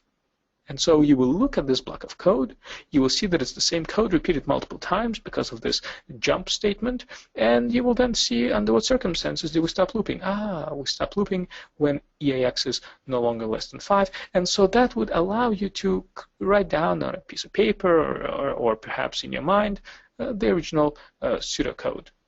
That is what you see here on the slide.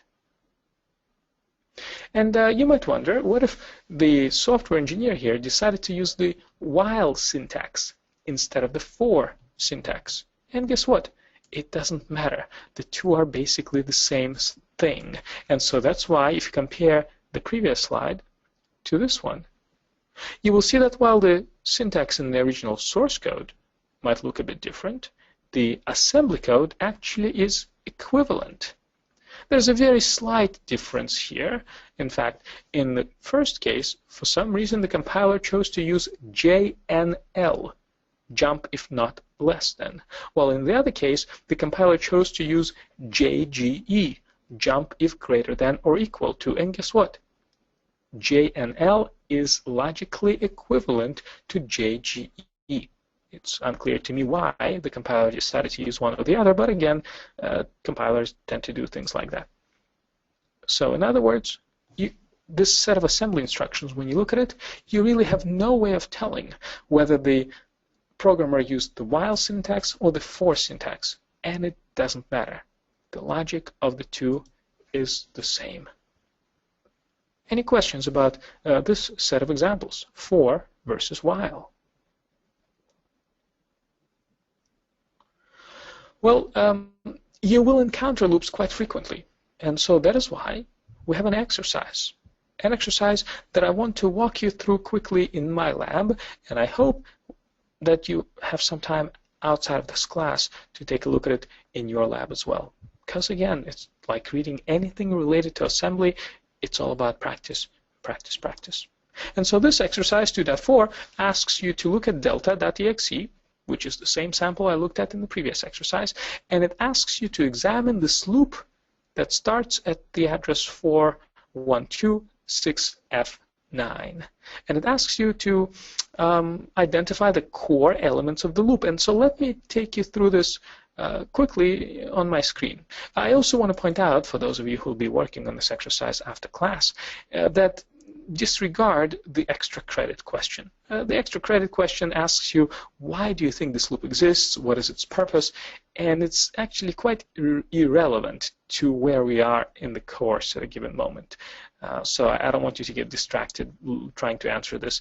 It's not something that I think we should be spending time on. So let me take you into my lab and take a quick look at this exercise. So it asks you to take a look at the section of the code that starts at the address 4126F9. Here we are.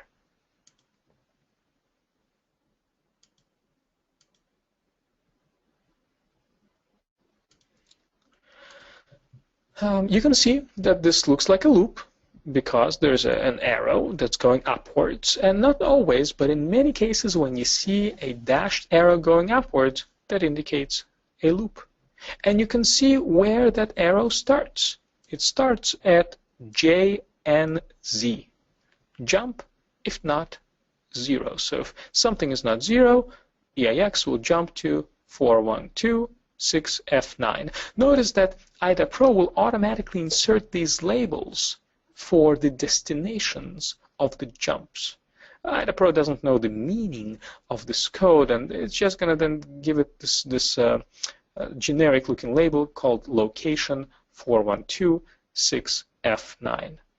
Now, you could press N after you highlight that location, and you can rename it. If you've taken the time to understand what this does, you could give it a more meaningful name. For example, I might say top of loop, something like this. I click OK, and look at that. Now it says top of loop. And maybe now it's a little bit easier for me to read the loop. These are the types of changes that will be saved in that database that you're prompted about when you exit IDA Pro. Remember, N renames functions, renames variables, and renames these types of labels. All right, so what are we testing here? We're looking at contents of the register EAX. Test checks whether it contains 0, and we're saying jump to the top if EAX is not 0. In other words, we'll stop looping whenever EAX reaches 0. So it looks like EAX is our control variable. But how does this control variable get set? Well, here we're saving something into EAX. Now, what is that something? Well, look at this. It is EBX plus 14 in hexadecimal, and that is in square brackets, which means that we will treat this construct as a pointer. We're going to save some value that resides at the address EBX plus 14 into the register EAX. Now, where is EAX modified? Well, look at this. At the bottom of this loop, we are moving into EAX contents of the register EDI. And afterwards, we're adding to EDI FF, FF, FF. And another FF, yeah. What is that? Well, FFFFF could be a very large value if you treat it as such. But if you read Intel's documentation for add, you will see that it will read this parameter as a signed integer. And guess what? As we talked about earlier, FFFFF, if you treat it as a signed integer, means -1. So add -1 to EDX is the same thing as subtract 1 from EDI. We could say we're adding -1 to EDI or subtracting 1 from EDI. In other words, we're decreasing EDI by 1. And then in the next loop iteration, we're saving that decreased value into EAX. This is a somewhat strange, indirect way of decreasing EAX by 1 upon every loop iteration. So I would say that EAX is the control variable, and this is where we're making sure that we keep changing it upon every loop iteration. And so that answers the questions. We've identified the core elements of the loop. We talked about where the conditional jump is occurring. We talked about the rough boundaries of the loop. We talked about the control variable. And here we talked about the slightly unusual way of indirectly changing the control variable to ensure that you're not looping forever. Any questions about the anatomy of this loop that I just reviewed?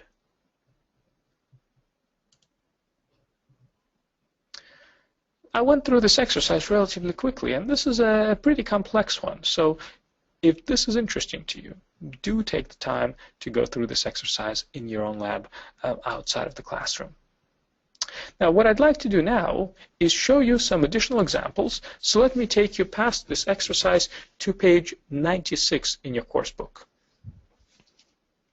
In this case, we'll be looking at some examples of conditional statements, where again, conditional jumps will come in quite handy, but here we'll be looking at what's known as compound expressions. And that is an expression that evaluates multiple conditions to determine whether to execute a given block of code. Now, we already saw the simple conditional statement that looked at contents of a single variable, such as execute a block of code if, let's say, x is less than 4.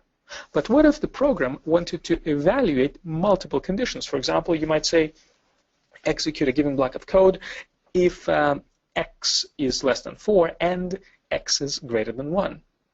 Right? You could have an and there. Sometimes you might need to have an or. How might this code look in assembly? That's what I want to show you, because this is something that you will encounter quite frequently. So let's take a look at this example. On the left side, you have C-like pseudocode. The double ampersands implement the Boolean AND operation. So what the programmer is saying is that this block of code should be executed when a is less than 4 and a is greater than 1. In other words, this block of code will be executed whenever a is 2, and it'll also be executed if a is 3. So how might this get translated into assembly? Well, that's what you have on the right side of the screen. EAX represents our variable, and look at how this is implemented. You will see this pattern very frequently. First, we're comparing EAX to 4. That's one of the values that we care about, 4. And the program is saying jump to the end if EAX is not less than 4. Notice that it is flipping the logic. Rather than determining when to execute our block of code, it is determining when not to execute it or when to skip over it. So if EAX is not less than 4, we're going to jump to the end. There is no reason to perform the second comparison because the first condition did not match anymore. But if we did not jump to the end, then the program will compare EAX to the other value that we care about, which in this case is 1. And we're saying jump to the end if EAX is not greater than 1. So you will see this block of code, and you might wonder, under what circumstances will it get executed? Well, you will look above, and you will see we're jumping to the end if it's not less than 4, and we're jumping to the end if it's not greater than 1. So you will need to flip this logic to determine when we are executing this block of code. And the opposite of this logic is EAX is less than 4 and EAX is greater than 1. And this is the information that you need to write out the pseudocode on your piece of paper or in your mind. And so this is the pattern that you will frequently see. You will notice two comparisons. You will notice jumps to the same address or to the same label. And this is a pattern that suggests to you that this is an AND.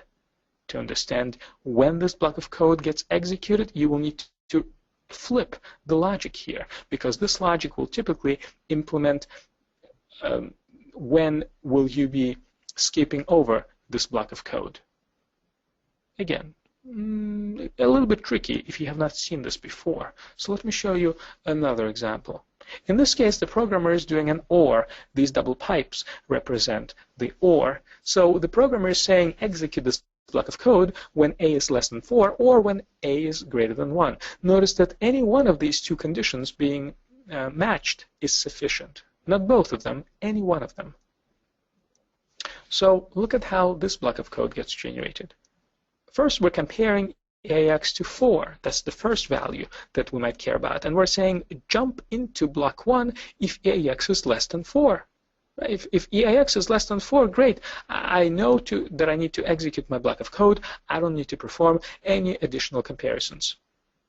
Now, if that was not the case, if we did not yet jump into block 1, well, there's still a chance. Now we're going to compare EAX to 10, and we're saying jump to the end if it's not greater than 10. In other words, if EAX is greater than 10, then we're going to execute this block of code. So you'll be looking as a reverse engineer at this set of assembly instructions. You will see the block of code. You will wonder under what conditions will it get executed. And you will look through the meaning of these jumps. You'll see that here we're looking at EAX being less than 4. That's going to be 1. scenario under which that block of code will be executed. You will see another scenario under which that block of code is executed, and since either of these being true is sufficient, you will recognize that this is an OR statement. So that's an OR, compound expression. Questions about this one? Well, let us take a look at another example. Now this one is a little bit more complicated than the one that I just showed you because it comes from a real-world piece of malware known as delta.exe. And again, this one, do take a look at it outside of the classroom. It's exercise 2.5, but I want to take a quick look at this exercise within this classroom, or within this live session, just in case anybody has questions about what it is we're looking at. Because this one is also a little bit tricky if you have not seen these compound expressions before. So let me go into my lab, and as instructed, I'm going to go to this address 405571. And here, according to the exercise, we have a compound expression that we're asked to reverse engineer. It starts right here. So what are we dealing with here? Notice that we're comparing contents of the register BL. All right. Notice that in IDA-Pro, whenever you highlight something, IDA-Pro will automatically highlight that same entity elsewhere on the screen. So I clicked on BL once, and I can see already very quickly where else BL is mentioned on my screen.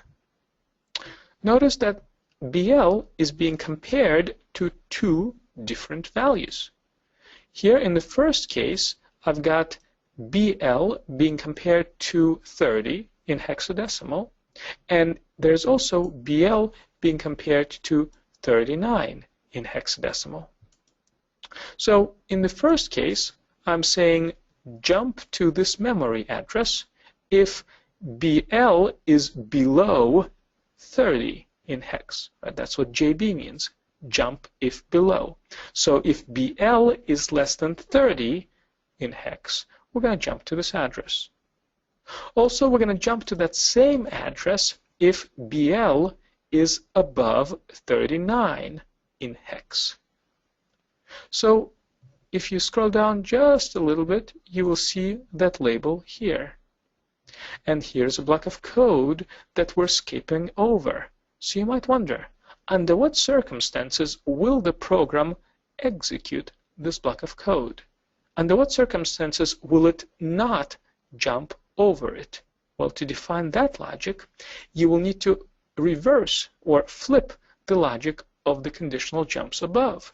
This block of code will get executed whenever BL is not below 30 hex. In other words, when it's above or equal to 30 in hex. Also, this block of code will get executed whenever BL is not above 39. In other words, whenever BL is below or equal to 39.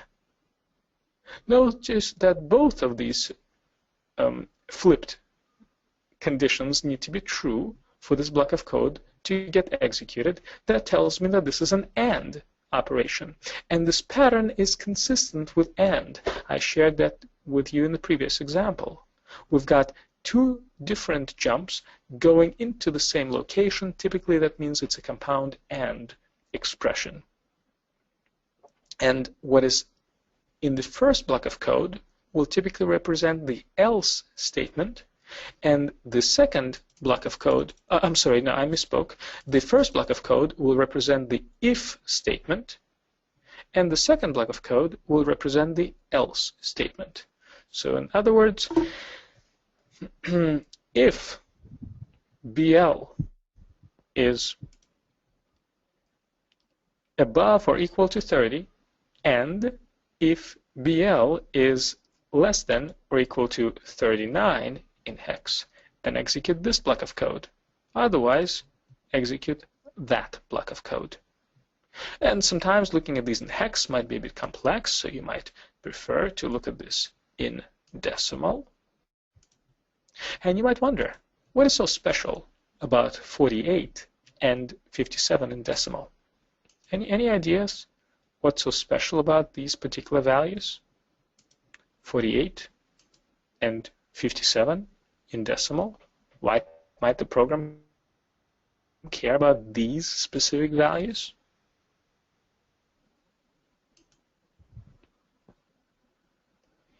Well, it might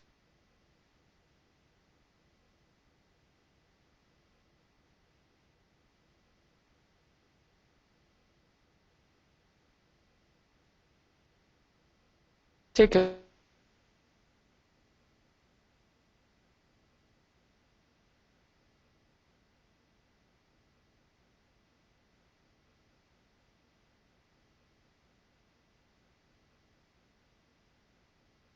little bit of time to look closely at this, to probably pays attention to these specific values. And so that is how you reverse engineer a compound expression. We've looked at several examples, and this particular example, I do recommend you take some time to go through it very carefully in your lab. And if you have any questions about how this works when looking, after you've reviewed the explanation in the course book and the workbook, if it's still not clear to you, please send me a note if you're doing this in between live sessions. Again, my address is lenny@zeltzer.com. So where we are at this point in the course book is around page 96, which brings us into the world of functions. And we'll talk about how functions work starting from our next session. That's how we're going to begin our next session. But now I think is a good time for us to end this particular session. Please let me know if you have any questions about anything that we've covered so far in the chat room or afterwards via email. And if I don't talk to you now, then hey, I'm looking forward to seeing you again in just a couple of days. Thank you very much for your attention. And before you leave, please fill out the eval form for today. I'd love to find out what you thought about today's materials and also what you thought about the way that I presented and explained these materials to you. Is there a better way to do this? Did you like something, especially loved it? I'd love to know about this. Thank you, folks, very much. Have a good day, good night, or good afternoon.